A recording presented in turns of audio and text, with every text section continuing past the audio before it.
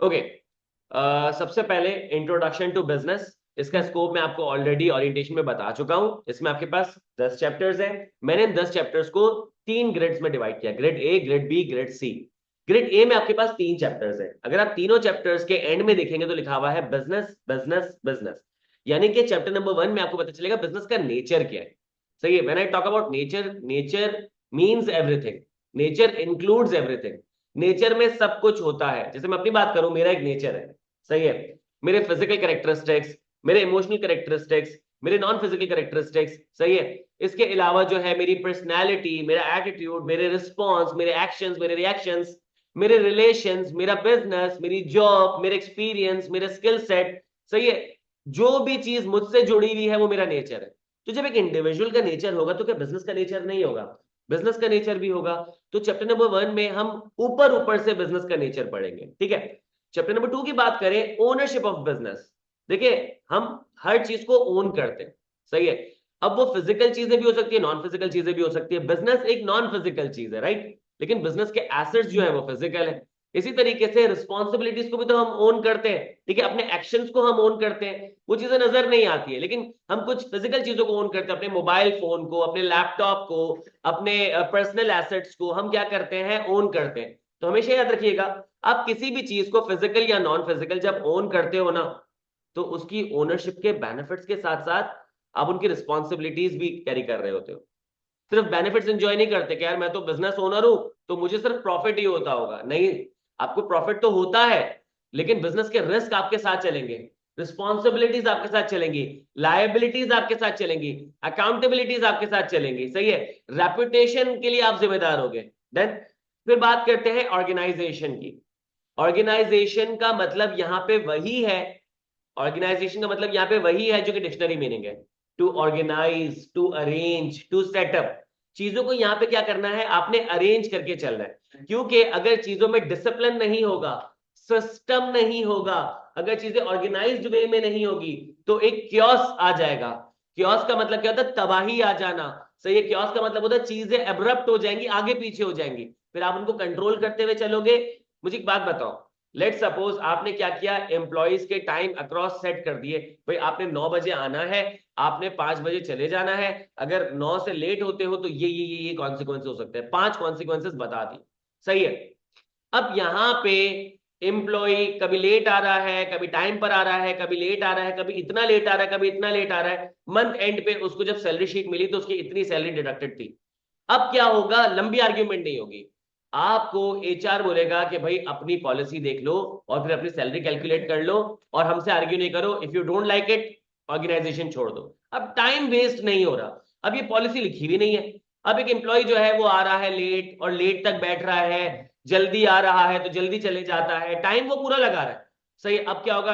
Month and पे अगर salary deducted आती है तो एम्प्लॉय आर्ग्यू कर रहा है कि भाई मैं तो जल्दी आया था तो जल्दी गया था, लेट आया था तो लेट बैठा था, अगर 1 घंटा लेट आया था तो 3 घंटे लेट बैठा था, मेरी सैलरी तो डिडक्टेड नहीं होनी चाहिए। एम्प्लॉय बोलेगा नहीं, पॉलिसी। बोलेगा कहाँ? बोलेगा पॉलिसी का है, सही है।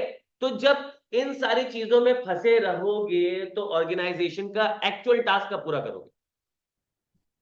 जो एक्चुअल टास्क है प्रॉफिट जनरेट करना, उसके लिए कब काम करोगे? या तो आपस में फड्डों में लगे हुए, इसने मुझे ये बोल दिया, ये तो मेरी सीट थी, ये तो इसकी जगह थी, ये तो इसका काम था, ये तो सब चीजें लिख दी गई हैं। सब चीजें लिख दी गई हैं और आपके ऊपर ऑफिशिएट कर दी गई है कि now you have to do this. करते हो तो अच्छी बात है, नहीं करते हो तो फिर आपको क्या होगा? वार्निंग दी जाएगी, वार्निंग में भी नहीं सुनते तो फिर आपको निकाल दिया जाएगा ऑर्गेनाइजेशन, सही है। तो ये जब 3 चैप्टर्स आप लोग पढ़ लोगे तो you'll know what business is, आपको पता चल जाएगा। तो शुरू की ग्रेड का नाम है business. What is business? Chapter number 4, 5, 6, 7, 8, 9, grade B. इसमें आपके पास देखिए sources of business finance, information system, business ethics, marketing concept, human resource strategies और business operations in a manufacturing organisation. इसमें सब में एक कीवर्ड है, finance, information system, information technology, सही है, एथिक्स, इसके बाद है मार्केटिंग, ह्यूमन रिसोर्स और ऑपरेशंस। ये सब इंडिविजुअली कहलाते हैं बिजनेस फंक्शंस, सही है।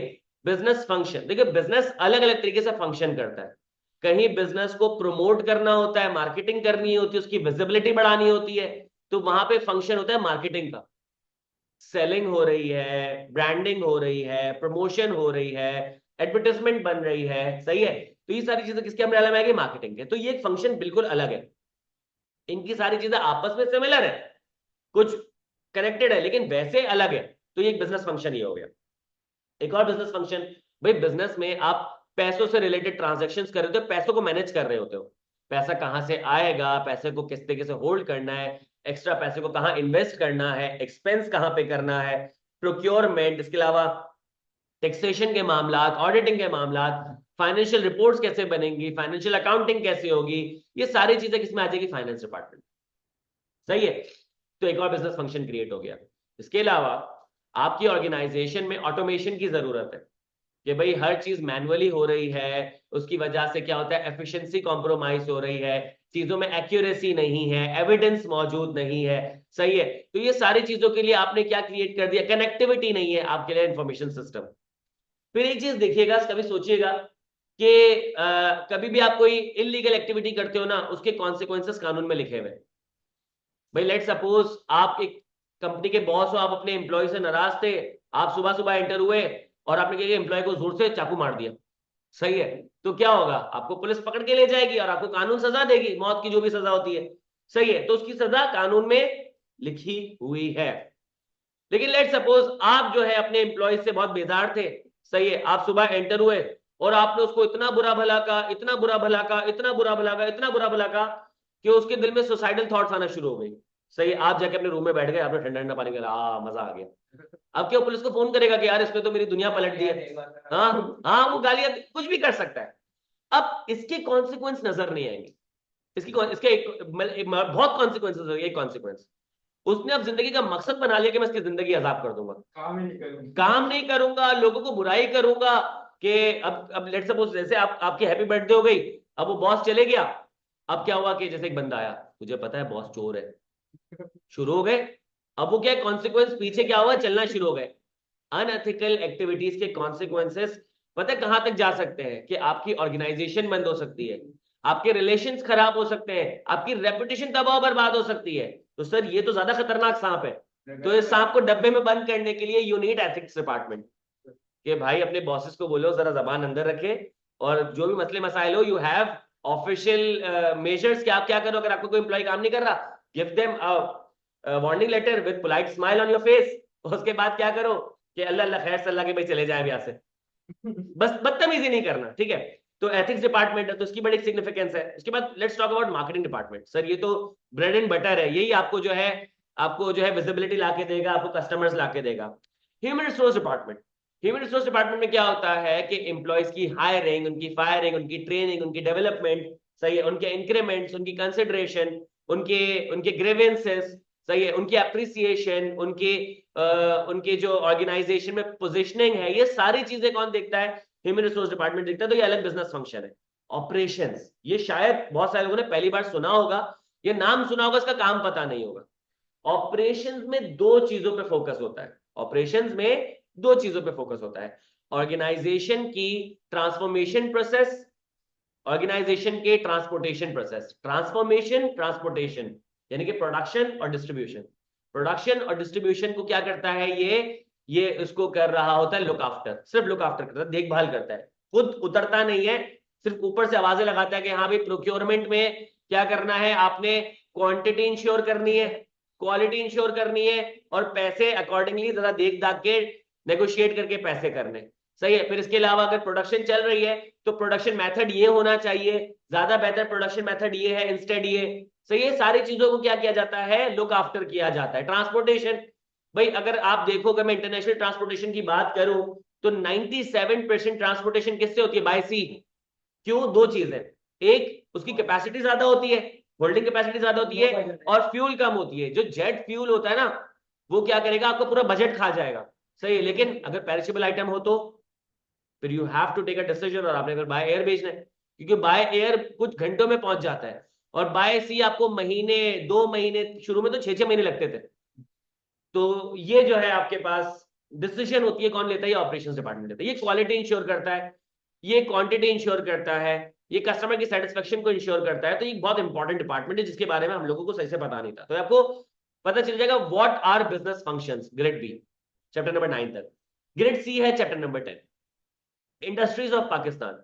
सही है, अगर मैं बात करूं इंडस्ट्रीज की, तो पाकिस्तान में और दुनिया में क्या होता है, बहुत सारी इंडस्ट्रीज होती है। अगर पाकिस्तान की बात करो, आपके पास फार्मास्यूटिकल इंडस्ट्री है, टेक्सटाइल इंडस्ट्री है, आपके पास जो है टूरिज्म की इंडस्ट्री है, एंटरटेनमेंट की इंडस्ट्री है, सही है, पेट्रोलियम की इंडस्ट्री है, इसके अलावा आपके पास पावर सेक्टर मौजूद है, फिर आपके पास जो है वो हाँ गेमिंग इंडस्ट्री है, सॉरी कंस्ट्रक्शन का काम आपके पास मौजूद है, कमोडिटीज, तो ये आपके पास है, एग्रीकल्चर की इंडस्ट्री, बहुत सारी आपके पास इंडस्ट्रीज मौजूद है। ठीक है, तो कुछ इंडस्ट्रीज पाकिस्तान की इकोनॉमी में पॉजिटिवली कंट्रीब्यूट कर रही है या कर सकती हैं, इसमें डिस्कस्ड है। इसमें 4 इंडस्ट्रीज के बारे में बात की है। Sir what is a industry?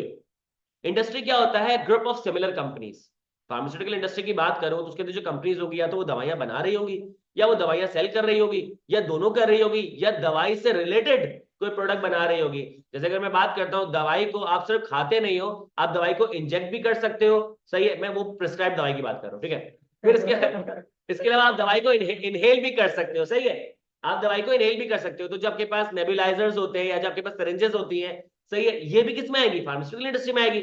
सही है, तो ये बहुत बड़ी इंडस्ट्री है, तो ये पाकिस्तान में कंट्रीब्यूट कर रही है, क्योंकि हम लोगों को क्या होता है, हम लोग सिर्फ खाना खाते हैं खराब और उसके बाद दवाइयां फाँकते हैं, तो ये तो जबरदस्त इंडस्ट्री जो कि पॉजिटिवली कंट्रीब्यूट कर रही है।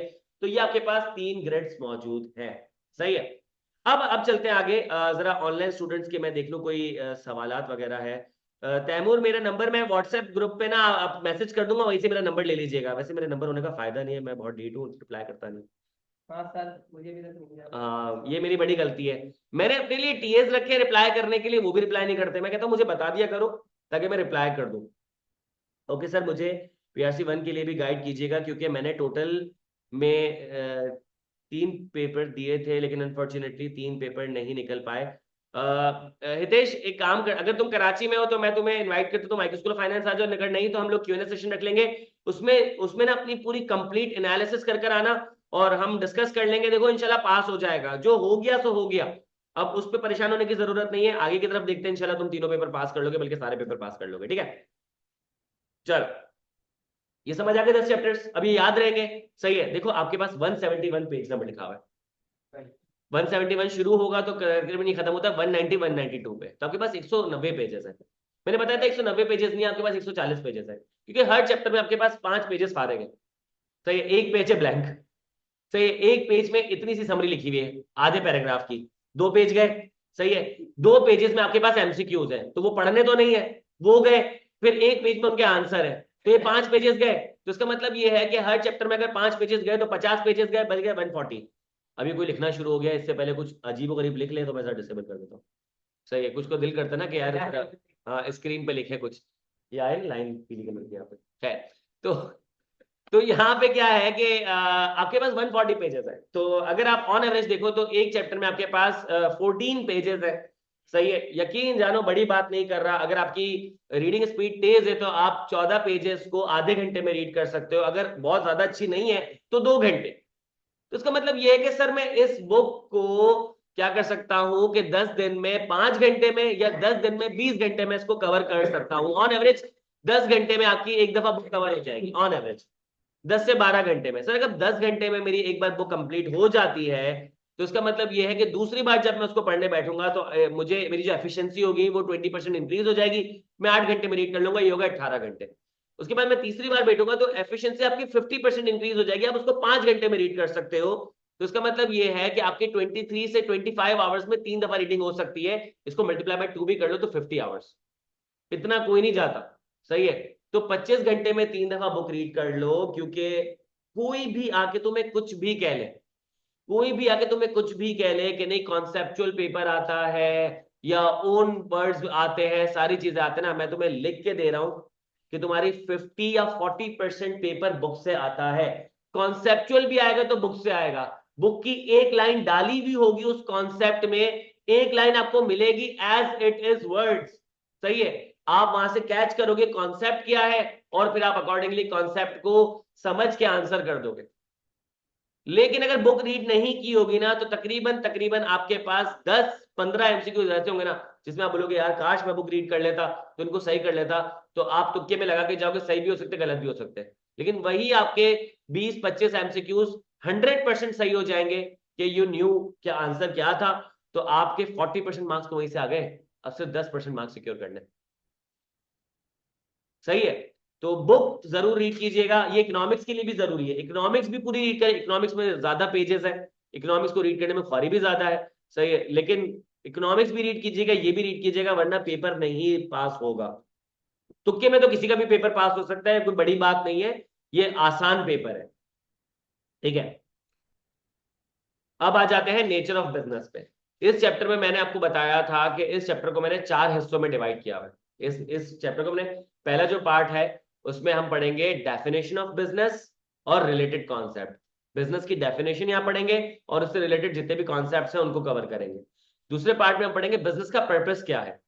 यहाँ पे हम अलग अलग किस्म के बिजनेसेस को रिवील करेंगे कि कुछ बिजनेस के पर्पसेस ये होते हैं, कुछ बिजनेसेस के पर्पसेस ये होते हैं, तो बिजनेसेस आपस में अलग अलग हो जाते हैं। फिर उसके बाद विल टॉक अबाउट, तीसरे पार्ट में हम बात करेंगे फैक्टर्स ऑफ प्रोडक्शन।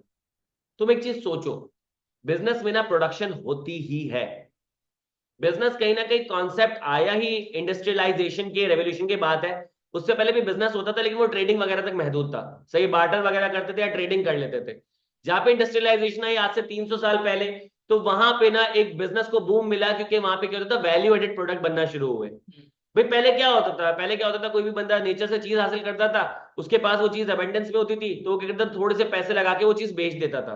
भाई अगर मैं तुम्हें बात करूं कि लेट्स सपोज अगर तुम कॉटन ग्रो करते हो, तो तुमने कॉटन ग्रो की पूरी जमीन पे 1 लाख रुपए की फॉर एग्जाम्पल, और तुम्हारे पास 100 यूनिट थे। जब तुम्हारे पास 100 यूनिट थे तो एक यूनिट कितने हो गए, 1000 रुपए का। तो तुमने क्या किया, उसको 1200 रुपए में बेच दिया। तुम्हारा प्रॉफिट कितना है, 200 रुपए का, क्योंकि वो रॉ मटेरियल था। तो तुम्हारा प्रॉफिट 20% ही था। लेकिन अगर तुम उस कॉटन को क्या करो, उस कॉटन को स्पिन करो, उसका धागा बनाओ, उसको वीव करके उसका कपड़ा बनाओ, उसको प्रोसेस वगैरह कर लो, तो ये जो आपने कॉटन को स्पिन किया, उसको वीव किया और उसको प्रोसेस करके जो उस पर कॉस्ट लगाई, वो जो 1200 रुपए के कपड़े, सॉरी जो 1000 रुपए के कपड़े पे आपने 500 रुपए की कॉस्ट लगा दी, तो अब कितने का हो गया कॉस्ट, 1500 रुपए। और अब आप उसको बेच रहे हो 2500 रुपए का, तो आपका प्रॉफिट 1000 रुपए का हो गया। आपका प्रॉफिट हो गया 1000 रुपए का, 20% से इंक्रीज कर गया। This is called value adding, this is called value adding, value addition कहलाता है ये। तो जब आप वैल्यू ऐड कर रहे हो तो उसका मतलब क्या है कि आप प्रोसेसिंग कर रहे हो, आप प्रोडक्शन कर रहे हो। तो या तो आप क्या कर रहे होते हो, बिजनेस में अक्वायर करते हो या बिजनेस में खुद मैन्युफैक्चर करते हो। सर मैंने कहीं से अक्वायर किया होगा तो वो भी तो कहीं ना कहीं मैन्युफैक्चर हुआ होगा। ये जो अभी बाहर एक बाबा बैठते हैं ठेले पे, जो आपको बिस्किट्स वगैरह चीजें बेच रहे होते हैं, और भी चीजें बेचते हैं, मैं बिस्किट का नाम लूंगा खैर, तो बिस्किट वगैरह बेच रहे होते हैं, तो ये जो बिस्किट है ये बाबा ने मैन्युफैक्चर नहीं किए। सही, लेट सपोज इनको एक बिस्किट 30 रुपए का पड़ता होगा, आपको 40 रुपए का बेच रहे हैं, तो ट्रेडिंग कर रहे हैं। लेकिन इन्होंने जहां से अक्वायर किया होगा वहां तो बिस्किट बना होगा, वहां तो बिस्किट बना होगा। तो मैन्युफैक्चरिंग तो होती ही है। तो यहाँ पे कॉन्सेप्ट आएगा फैक्टर्स ऑफ प्रोडक्शन। प्रोड्यूस करते वक्त आपको कुछ फैक्टर्स रिक्वायर्ड होते हैं, इंसान यानी लेबर, सही है, मशीन जिसमें वो प्रोडक्शन होगी, सही है, इसके अलावा आपको चाहिए होगा नेचुरल रिसोर्सेस, रॉ मटेरियल तो चाहिए होगा ना। बिस्किट बनाने के लिए आपको अंडे, आटा, चीनी, नमक, सही है, ये सारी चीज आपको चाहिए होगी। सही है, इसके अलावा जो है एक एंटरप्रेन्योर चाहिए, जो कि आपको बताए कि किस तरीके से एफिशिएंसी और इफेक्टिवनेस के साथ आप प्रोड्यूस कर सकते हो। मैं बार बार 2 वर्ड यूज कर रहा हूं, एफिशिएंसी और इफेक्टिवनेस, वक्त आएगा मैं मीनिंग बता दूंगा। सही है, इस कोर्स में आप लोगों को एक और फायदा हो जाएगा कि मैं आप लोगों के साथ जो है वो बिजनेस में यूज होने वाली वोकैबुलरी यूज करूंगा, जिसको हम कहते हैं jargons. Jargons, JARGONS, jargons, JARGONS। Jargons का मतलब होता है इंडस्ट्री स्पेसिफिक वर्ड्स। सही है, JARGONS, jargons, industry specific words. अब अगर मैं बात करता हूं मेडिकल इंडस्ट्री की, तो वहां पे आपको पता है कि जो दवाइयां होती हैं उनका फॉर्मूला अलग होता है। सही है, और उनके जो एक्चुअल प्रोडक्ट के नाम होते हैं वो अलग होते हैं। सही है, तो अक्सर डॉक्टर्स क्या करते हैं कि वो जो फार्मासिस्ट होता है उसको फॉर्मूला प्रिस्क्राइब कर देते हैं, वो आपको दवाई अकॉर्डिंगली दे देता है। सही है, जैसे अभी टॉप ऑफ माई माइंड, क्योंकि मुझे उसके इंडस्ट्री के जार्गन्स नहीं पता, तो मुझे एक पता है जैसे पैरासिटामोल। अब हम सबको पता है कि पैरासिटामोल क्या है, ये उसका जो है जार्गन है, और उसका नाम क्या है, पेनाडोल, पोस्ट, ये सारी क्या है आपके पास के नाम है। तो पैरासिटामॉल फॉर्मूला।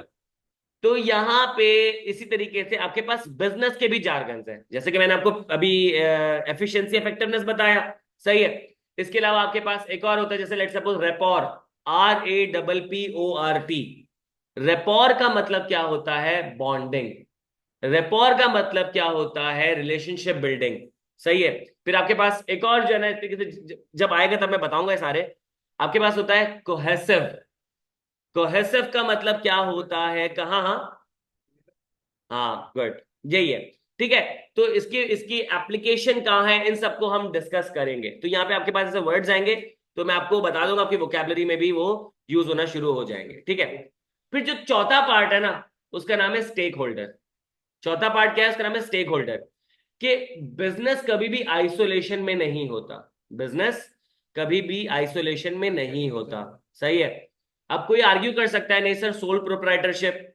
सोल प्रोप्राइटरशिप में तो एक सिंगल ओनर अपने बिजनेस को ओन और ऑपरेट करता है। नाम किस किसने सोल प्रोप्राइटरशिप का नाम सुना है? भले कॉन्सेप्ट नहीं पता हो, नाम सुना है। उसमें यही होता है कि एक सिंगल ओनर अपने बिजनेस को ओन और ऑपरेट कर रहा होता है। तो सर क्या वो बिजनेस आइसोलेशन में हो रहा है? हाँ या ना? हो रहा है? यस। देखो, यस, यस। तो अगर सोल प्रोप्राइटरशिप अपने बिजनेस को सिंगल हैंडेडली ओन और ऑपरेट कर रहा है, तो वो जो सोल प्रोप्राइटर है वो भी कहीं ना कहीं से अक्वायर कर रहा होगा चीजों को, सही है। रॉ मटेरियल परचेज कर रहा होगा या फिनिश गुड परचेज करके आगे सेल कर रहा होगा। यही बाबा जो है सोल प्रोप्राइटर है, तो ये क्या कर रहा होगा? अक्वायर कर रहा होगा प्रोडक्ट। वो खुद थोड़ी घर पे बैठ के बिस्किट बना रहा होगा, सही है। तो यहाँ पे जो बाबा है वो सोल प्रोप्राइटर है, लेकिन उसको सप्लायर्स की नीड है। फिर उसके बाद जब यहाँ पे ठेला लगाता होगा, सही है, तो आते होंगे डीएमसी वाले, बोलते होंगे वो गवर्नमेंट की तरफ से कुछ पैसे वैसे देते हैं। हाँ, नहीं ऑफिशियल ऑफिशियल, मतलब अपनी जेब में थोड़ी जाते हैं, जाते हैं। हाँ, खजाने में जाते हैं हुकूमत के ना। हाँ, तो वो सारे नहीं नहीं, पूरा 105% लेके जाते हैं। हाँ, इनकम टैक्स बनता है। उनकी इनकम है, तो हाँ। तो वो इनकम टैक्स लोगों को इंडिविजुअली मिलता है। तो खैर, तो उसमें कैमरा खुला हुआ है यार, डर लगता है तो। अच्छा हाँ, ये सारे में बैठा बता रहा है, मैं नहीं हूँ ये। तो यहाँ पे क्या है कि यहाँ पे क्या होता है कि अब वो जो गवर्नमेंट से लोग आ रहे हैं तो उनसे भी डील करना है, सही है। तो गवर्नमेंट के साथ डील करना, तो उसका मतलब क्या है कि वो भी स्टेक होल्डर हो गए। इसके अलावा अगर लेट सपोज वो बाबा बैठा हुआ है, वैसे तो बेचारा अच्छी चीजें ही बेचता है, लेकिन अगर उसने बोला यार कि आजकल प्रॉफिट नहीं हो रहा, कुछ और बेचता हूँ, अब उसने बेचना शुरू किया, तो वहां के जो नजदीक में जो इंस्टीट्यूट्स हैं या जो घर है, अब उनको पता चल गया कि यार ये बाबा तो चालाक हो गया है। तो वो बाबा के पास जाएंगे, बोलेंगे भाई बाबा ये तुम क्या बेच रहे हो हमारे बच्चों को, ये तो अपने होशों में ही नहीं होते, सही है। तो इसका इसका मतलब ये है कि बाबा के साथ वो लोकल कम्युनिटी भी जुड़ी हुई है, सही है। जहां पे बिजनेस IQ स्कूल फाइनेंस है, भाई अभी हम पढ़ा रहे हैं, सही है। मैंने बोला यार बच्चों बड़ा बोर हो गए, काम करते, कैफेटेरिया चलते, म्यूजिक लगाते, डांस करते। तो अब बराबर में जो यहाँ पे जो घर बैठे हुए हैं, वो बोलेंगे हमने तो IQ स्कूल ऑफ फाइनेंस को इसलिए यहाँ पे बर्दाश्त किया हुआ है, यहाँ पे पढ़ाई होती है, तो पढ़ाई के साथ बहुत सारी चीजें हो रही है, तो आईबेक्स ग्लोबल बन गया है, सही है। तो वो क्या करेंगे, हमारे यहाँ पे आके कंप्लेन करना शुरू कर देंगे। तो इसका मतलब ये हुआ कि आपका बिजनेस आइसोलेशन में नहीं चल रहा, जो पड़ोस में आपके साथ लोग हैं वो भी मुतासर हो रहे हैं। भाई ये जब कोविड आया था, तो जब ये शादी के बैंक्वेट वगैरह बंद हो गए थे, तो सिर्फ वो बिजनेस मुतासर नहीं हुआ था, उसी के सामने जो वहां पे पॉपकॉर्न वाले बैठते थे, सही है। इसके अलावा वहां पे वो जो आपके पास इन्फ्लेटेड बलून वाले होते थे, जो जो बच्चे देखते तो जिंदगी हराम कर देते कि खरीदना ही खरीदना है, और जैसे हाथ में लेते, हाथ से छोड़ते तो ऊपर चले जाता, 200 रुपए ऊपर जाते नजर आ रहे। तो वो बेचारे वो बेचारे जो है उनका बिजनेस, क्योंकि आप सोचो कि बैंक्वेट तो फिर खुल गए, लेकिन वो जो प्रोडक्ट है वो नॉर्मल जगह नहीं बिकते। भाई हम कहाँ खड़े खड़े हर जगह पॉपकॉर्न खरीदते फिरते, वो तो बच्चे की शादी में रो रहे हो तो बोलते हैं भाई दे यार इसको खत्म कर। तो उनके बिजनेसेस खत्म हो गए।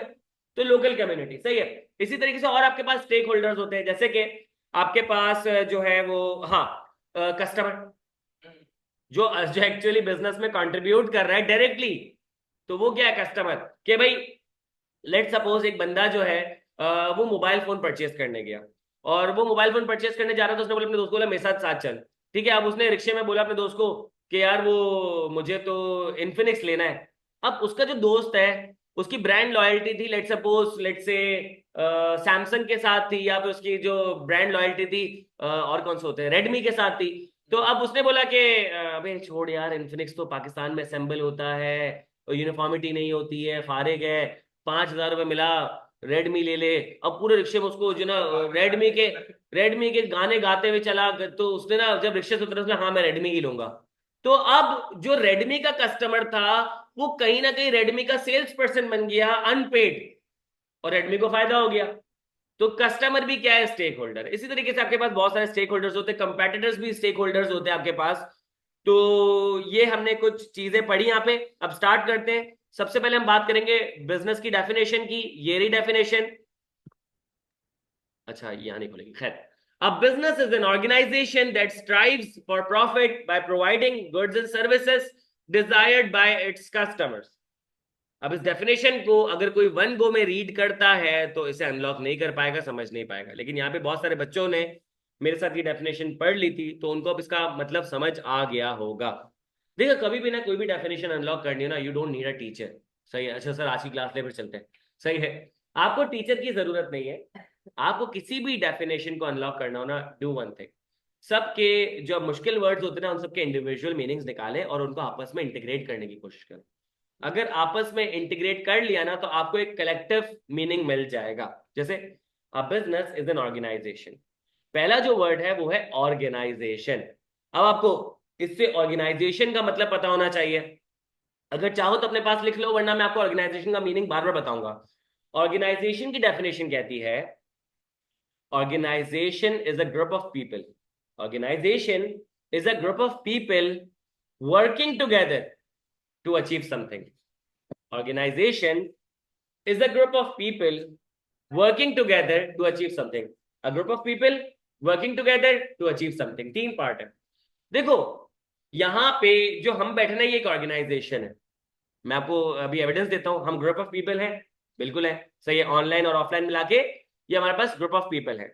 क्या हम मिलके काम कर रहे हैं? बिल्कुल ऐसा ही है। ऐसा ऐसा तो नहीं हो रहा कि लेट्स सपोज यहाँ पे मैं क्या कर रहा हूँ, मैं बिजनेस पढ़ा रहा हूँ, सही है, ये यहाँ पे अपना जो है वो इकोनॉमिक्स पढ़ रहा है, वो अपना क्यूएमटी पढ़ रहा है, तुम अपने मोबाइल पे गेम खेल रहे हो, वो अपना बिजनेस कर रहा है, सब बैठे हुए हैं, ठीक है। तो वो तो क्राउड हो जाएगा ना। क्राउड में क्या होता है, भीड़ में सब अपना अपना काम कर रहे होते हैं, सही है। It's a group of people, we are working together to achieve something. Sir हमारी डायरेक्शन सेट है, हम लोगों ने क्या करना है, हमने पीआरसी 5 को पढ़ के पास करना है। तो वी हैव आवर गोल, हमारे पास अपना विजन मिशन सेट है, सही है। तो इसका मतलब क्या है, we are group of people, we are working together and we want to achieve something, तो वी आर ऑर्गेनाइजेशन, सही है। अब ऑर्गेनाइजेशन की अगर तुमने डेफिनेशन समझ ली, तुम्हें एक चीज पता चल गई होगी, ऑर्गेनाइजेशन एक ब्रॉडर कैटेगरी का वर्ड है, बिजनेस एक स्पेसिफिक कैटेगरी का वर्ड है। यही ऑर्गेनाइजेशन यही ग्रुप ऑफ पीपल मिलके काम करते हैं प्रॉफिट अर्न करने के लिए, तो क्या कहलाती है, बिजनेस ऑर्गेनाइजेशन। यही ग्रुप ऑफ पीपल मिलके काम करते हैं लोगों को एडुकेट करने के लिए, एजुकेशनल ऑर्गेनाइजेशन। यही ग्रुप ऑफ पीपल मिलके काम करते हैं टेक्नोलॉजी को प्रमोट करने के लिए, टेक्नोलॉजिकल ऑर्गेनाइजेशन। यही ग्रुप ऑफ पीपल क्या करते हैं, डोनेशन कलेक्ट करके लोगों को चैरिटी करते हैं, तो चैरिटेबल ऑर्गेनाइजेशन। तो ऑर्गेनाइजेशन एक ब्रॉड वर्ड है, उसकी जो टारगेट को आप हाईलाइट करके उसको स्पेसिफिक कर सकते हो। तो अब business is an organisation that strives for profit. समझ आया? बिजनेस वो ऑर्गेनाइजेशन है जिसका गोल क्या है, प्रॉफिट। प्रॉफिट कैसे आता है, by providing goods and services. Provide करने का मतलब होता है देना, सही है। अगर सिर्फ गुड्स एंड सर्विसेज प्रोवाइड कर दे और बदले में कुछ ले नहीं, तो इसका मतलब तो ये है कि तो बिजनेस नहीं हुआ। तो यहाँ पे प्रोवाइडिंग गुड्स एंड सर्विसेज का मतलब ये होता है, ये स्टार्टअप को शुरू में चलते ही 2-3 साल लॉस करते, वो बिजनेस नहीं करते। लेकिन अल्टीमेट गोल क्या है कि प्रॉफिट अर्न करना है, क्रैक करना है ना, आए ना उससे फर्क गोल की तरफ जा रहे हैं ना। नहीं ना, गुड, शुरुआत में तो लॉस ही हुए थे। लेकिन जा कर रहे हैं कि initial losses are part of business. अगर अगर तुमने अभी लॉस नहीं उठाया तो तुम आगे के प्रॉफिट कभी भी नहीं अर्न कर पाओगे। तो उस माइंड सेट से मैं अभी लॉसेस करूंगा, तो ये मेरी स्ट्राइव है ना, ये मेरी मेहनत है। स्ट्राइव का मतलब क्या होता है, एफर्ट्स, स्ट्रगल, मेहनत। तो अभी अगर मैं लॉसेस ले भी रहा हूं और मुझे पता है कि मैं आगे प्रॉफिट ट्रैक कर सकता हूं, तो इसका मतलब यह है कि मैं बिजनेस कर रहा हूं। तभी तो कुछ लोग बिजनेस नहीं करते, कुछ लोगों के गट्स नहीं होते बिजनेस करने के। क्यों? वो इनिशियल लॉसेस से डरते हैं। तो वो बिजनेस कर ही नहीं सकते, तो वो कभी भी बिजनेस की डेफिनेशन में आएंगे भी नहीं। Make sense? सर जैसे एयरलिफ्ट था, हाँ वो लॉस पे ही चला हाँ, और लॉस पे ही बंद हो गया, फिर वो वो तो बंद हो गया ना, तो फिर वो एक कह सकते हैं कि एक बैड बिजनेस की एग्जांपल थी। क्योंकि एयरलिफ्ट के बारे में तुमने अच्छे एग्जांपल शेयर किए मुझसे, कि देखो एयरलिफ्ट जब आया था तो उसकी सर्विस डिफरेंट थी। वो तो वो पहले ट्रांसपोर्ट, सिर्फ हाँ, वो एक आपको पब्लिक ट्रांसपोर्टेशन की तरह कंबाइंड एक कलेक्टिव ट्रांसपोर्टेशन दे रहा था, ये एक अच्छा आइडिया था। फिर कोविड हिट किया, इनकी गलती नहीं, कोविड से पहले हुकूमत हिट की। उन्होंने फिर वो एयरलिफ्ट एक्सप्रेस खोल मैं दिया। तो रहा हूँ, पहले एयरलिफ्ट आई, हाँ पहले गवर्नमेंट हिट हुई, सही।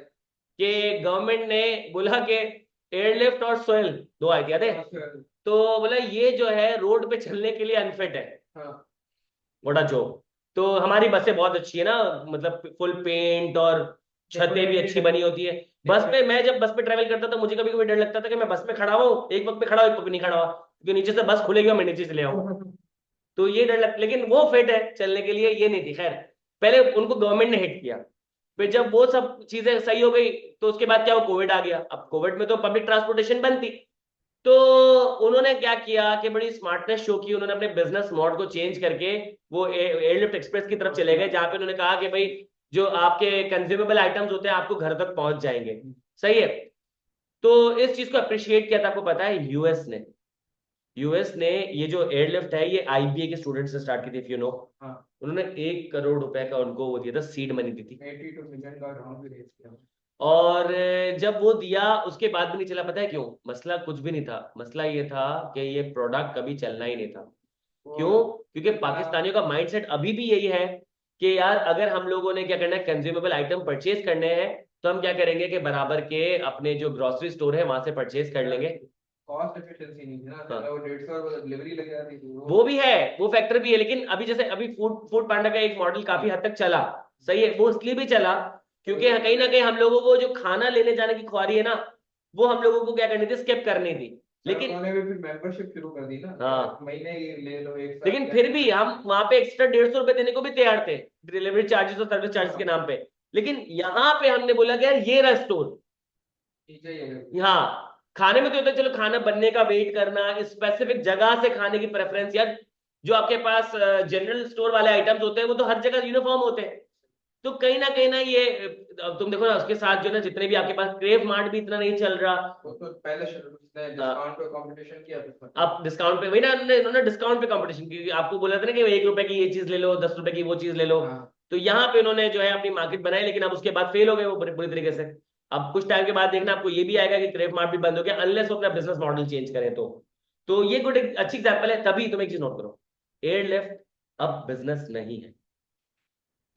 कहाँ है बिजनेस? खत्म ना। खत्म, वो तो हाँ, खत्म हो गया तो ना। वही तो मैं कह रहा हूँ, जब था तो वो फिर तो वही वाली बात ना, तो उसने कोशिश की, वो प्रॉफिट ट्रैक नहीं कर सका, नाउ इट्स नो बिजनेस। हाँ। सही है। तो यहाँ पे मैंने आपको बता दिया कि वो स्ट्राइव करते हैं प्रॉफिट के लिए by providing goods and services. तो यहाँ पे जब आप गुड्स एंड सर्विसेज का नाम ले रहे हो ना, by providing goods and services, तो अब ये कंबाइंड कहलाएंगे प्रोडक्ट। क्योंकि प्रोडक्ट की एक वैल्यू होती है, प्रोडक्ट की एक वैल्यू होती है, वैल्यू का उसके पैसे, जो उसकी सेलिंग प्राइस होती है उसकी वैल्यू है। भाई एक बंदा अगर वो पैसे देने को तैयार है तो उसका मतलब क्या है, वो उसको वैल्यू कर रहा है। भाई कुछ लोग जो है वो आईफोन यूजर्स होते हैं, अभी कितने लोग आईफोन यूजर्स हैं, बाय प्रेफरेंस यूज करता है आईफोन। तो जहां पे जितने भी आईफोन यूजर होंगे, तो वो उसकी उसकी जो वैल्यू होती है, उसकी जो प्राइस होती है, वो पे करने को तैयार होते हैं। सही है। तो इसका मतलब क्या है कि उस प्रोडक्ट की वैल्यू है। तो जब उसकी प्रोडक्ट की वैल्यू है तो उसका मतलब क्या है कि वो गुड्स और सर्विसेज की कैटेगरी में जा सकता है। लेकिन कुछ चीजों को लोग वैल्यू नहीं करते, जब वो कुछ को वैल्यू नहीं करते, उसकी प्राइस नहीं पे करते, जब उसकी प्राइस नहीं पे करते तो वो क्या होता है, मार्केट से खत्म हो जाता है। देखो, डिजायर्ड बाय इट्स कस्टमर्स। मैं हाँ, जब उसकी डिमांड थी, जब उसकी डिजायर थी, तो लोग उसको यूज करते थे। अब गूगल आ गया उसके बाद। तुमने तुमने एक चीज नोट की होगी कि जब कोविड नहीं आया था तो 2019 में ये सुनने में आ रहा था कि नेटफ्लिक्स जो है ना, बिल्कुल बंद हो जाएगा, कि जैसे ही आपके पास डिज्नी प्लस, एचबीओ मैक्स और 2-3 और स्ट्रीमिंग सर्विस, एप्पल प्लस वगैरह जो है ना सर्विसेज आ जाएंगी। अमेजॉन प्राइम जो है उसका कंटेंट बहुत अच्छा चल रहा था। लेकिन हुआ ये कि कोविड ने हिट किया, तो सिनेमाज अचानक से बंद हो गए। तो जितने भी मूवीज वगैरह जो उस वक्त रिलीज होनी थी वो रिलीज नहीं हो पाई, तो उनकी मूवीज बनी पड़ी हुई थी। तो उन लोगों ने क्या दिखाना था, उन लोगों ने अपने बैलेंस शीट पे जो एक्सपेंस था उसको जो है ना मटेरियलाइज करना था, तो उन्होंने नेटफ्लिक्स पे डाल दिया, क्योंकि उस वक्त सबसे बड़ा प्लेटफॉर्म कौन सा था? और सर नेटफ्लिक्स था। सब्सक्रिप्शन नहीं थी पहले, कोविड के बाद इसकी सब्सक्रिप्शन हुई है। नहीं, सब्सक्रिप्शन थी पहले भी, लेकिन इतनी नहीं थी, मतलब जिस तरह same same same number of subscription. हाँ। अच्छा, ये कह रहा हूं, हाँ। तो कोविड में उसकी सब्सक्रिप्शन, वही तो बता रहा हूँ कि कोविड से पहले उसकी सब्सक्रिप्शन डिक्लाइन हो गई थी, क्योंकि लोग रेडी हो चुके थे कि वो डिज्नी प्लस पे, एचबीओ मैक्स वगैरह पे चले जाएंगे। लेकिन हुआ ये कि जब वहां पे सारा कंटेंट डला, तो वहीं से ही लोगों को स्क्विड गेम और मनी हाइस्ट और ये सारे जब प्रोग्राम दिखे, तो उसकी वजह से क्या हुआ, नेटफ्लिक्स फिर से सर्वाइव कर गया। तो डिजायरेबिलिटी पे गेम है सारा। अब फिर जो है ये डिज्नी प्लस वगैरह आए, तो वो इतना ज्यादा उसको डेंट नहीं कर पाए, क्योंकि उस वक्त कंटेंट नेटफ्लिक्स पे इतना बढ़ गया था। आप लिटरली अगर अमेजॉन प्राइम के सब्सक्राइबर होना, तो आपको 2 से 3 सीरीज मिलेगी। द बॉयज मिल जाएगी, या आपको जो है मिर्जापुर मिल जाएगी, 2-3 आपको सीरीज मिलेगी। बहुत ज्यादा आपको कंटेंट नहीं मिलेगा। नेटफ्लिक्स पे इतना कंटेंट है ना कि अमेजॉन प्राइम को, डिज्नी प्लस को और एचबीओ मैक्स को कंबाइन भी कर लो ना, आपके पास इतना कंटेंट नहीं है। इनकी बात है, एक दूसरे की हाँ, बस एचबीओ के वो भी उन्होंने अपनी पुरानी एचबीओ से निकाली है ना, एचबीओ मैक्स से। डिज्नी के पास अपना पुराना कंटेंट बहुत है, बाकी उनके पास अगर देखा जाए तो जेनरिक कंटेंट है। जैसे उनके पास या तो मार्वल है, या उनके पास स्टार वॉर्स है, बस। और ये 20th सेंचुरी फॉक्स के कुछ प्रोडक्ट्स है, तो उनके पास इंडिविजुअल प्रॉपर्टीज बहुत कम है यार। तो ये जो है ना, बेसिकली डिजायरेबिलिटी बढ़ा देता है बाय इट्स कस्टमर। और मैंने बताया था कि सबसे बड़ा जो स्टेक होल्डर होता है वो होता है कस्टमर। आपके सामने डेफिनेशन में कस्टमर का जिक्र है, ओनर्स का जिक्र नहीं है। देखो, बिजनेस की डेफिनेशन में बिजनेस के ओनर का जिक्र नहीं है, कस्टमर का जिक्र है। कि मैं बच्चों से अक्सर कहता हूं कि भाई मुझे बताओ कि पर्सनल और प्रोफेशनल लाइफ में क्या डिफरेंस है, तो बच्चे बोलते हैं कि पर्सनल लाइफ अलग होती है, प्रोफेशनल लाइफ अलग होती है। मैं कहता हूँ एक ही है। Yes sir. सही है कि हम लोग हमेशा बिजनेस में घिरे होते हैं। हम कंज्यूमर साइड पर होते हैं, हम कस्टमर साइड पर होते हैं, हम क्या होते हैं, एम्प्लॉयमेंट की साइड पर होते हैं, हम लोकल कम्युनिटी की साइड पर होते हैं, हम जनरल पब्लिक साइड पर होते हैं। भाई मेरी एग्जांपल मैं आपको दूं, मैंने कभी भी मैकडोनल्ड्स कंज्यूम नहीं किया था, केएफसी भी मैं इतना ज्यादा जो कंज्यूम नहीं करता था, वो मेरी अपनी कंजूसी है। सही है, फ्री खिला देता तो खा लेता था मैं। लेकिन लेकिन मैकडोनल्ड्स कभी किसी ने फ्री भी नहीं खिलाया, क्यों? क्योंकि वो खुद भी नहीं खरीदते थे। केएफसी चलो कोई खरीदता तो खिला देता था। सही है। तो लेकिन जब कोविड आया, जब सॉरी कोविड बोल रहा हूँ, जब ये अभी इसराइल और फलस्तीन का कॉन्फ्लिक्ट आया, तो इसमें जो है मैंने बॉयकॉट किया मैकडोनल्ड्स को। तो मेरे पास जितने भी स्टूडेंट्स आते हैं, जब भी मैं एग्जांपल देता हूँ, उसमें मैं क्या करता हूँ, ओपनली मैकडोनल्ड्स को मैं बॉयकॉट कर रहा होता हूँ। तो अब मेरा मैकडोनल्ड्स से कोई रिश्ता था ही नहीं मेरा। लेकिन अब एक रिश्ता बन गया, वो है जनरल पब्लिक का। एज अ जनरल पब्लिक मैं उसको क्या कर रहा हूँ, उसको बायकॉट कर रहा हूँ। और मैं लोगों को अपने जब फीलिंग शेयर कर रहा हूँ, तो उनका बिजनेस कहीं ना कहीं जो है इफेक्ट हो रहा है। मेरे घर के पास ये मैकडोनल्ड जो था तारिक रोड वाला, ये बंद हो गया। सही है, जिसको मैंने बचपन से देखा है इस मैकडोनल्ड को, कभी हिम्मत नहीं जाने की, पैसे नहीं होते थे। सही है। तो अब ये बंद हो गया, तो एक अजीब सी फीलिंग है यार कि ये मैकडोनल्ड्स बंद हो गया। सही है, अच्छी फीलिंग है वैसे, बट इट फील्स वियर्ड कि जो बचपन से यहाँ पे चीज लगी हुई थी, अब वो यहाँ पे नहीं है। सही है। तो ये क्या रिलेशन है? ये जनरल पब्लिक का रिलेशन है। तो कहीं ना कहीं आप बिजनेस से कनेक्टेड होते हो। सही है, चाहे आप मॉनेटरी ट्रांजेक्शन्स के साथ कर रहे हो नहीं कर रहे। सही है, आपका सिर्फ उसको एक देखने का परसेप्शन है ना, वो भी क्या करेगा, आपको बिजनेस से कनेक्ट कर देगा।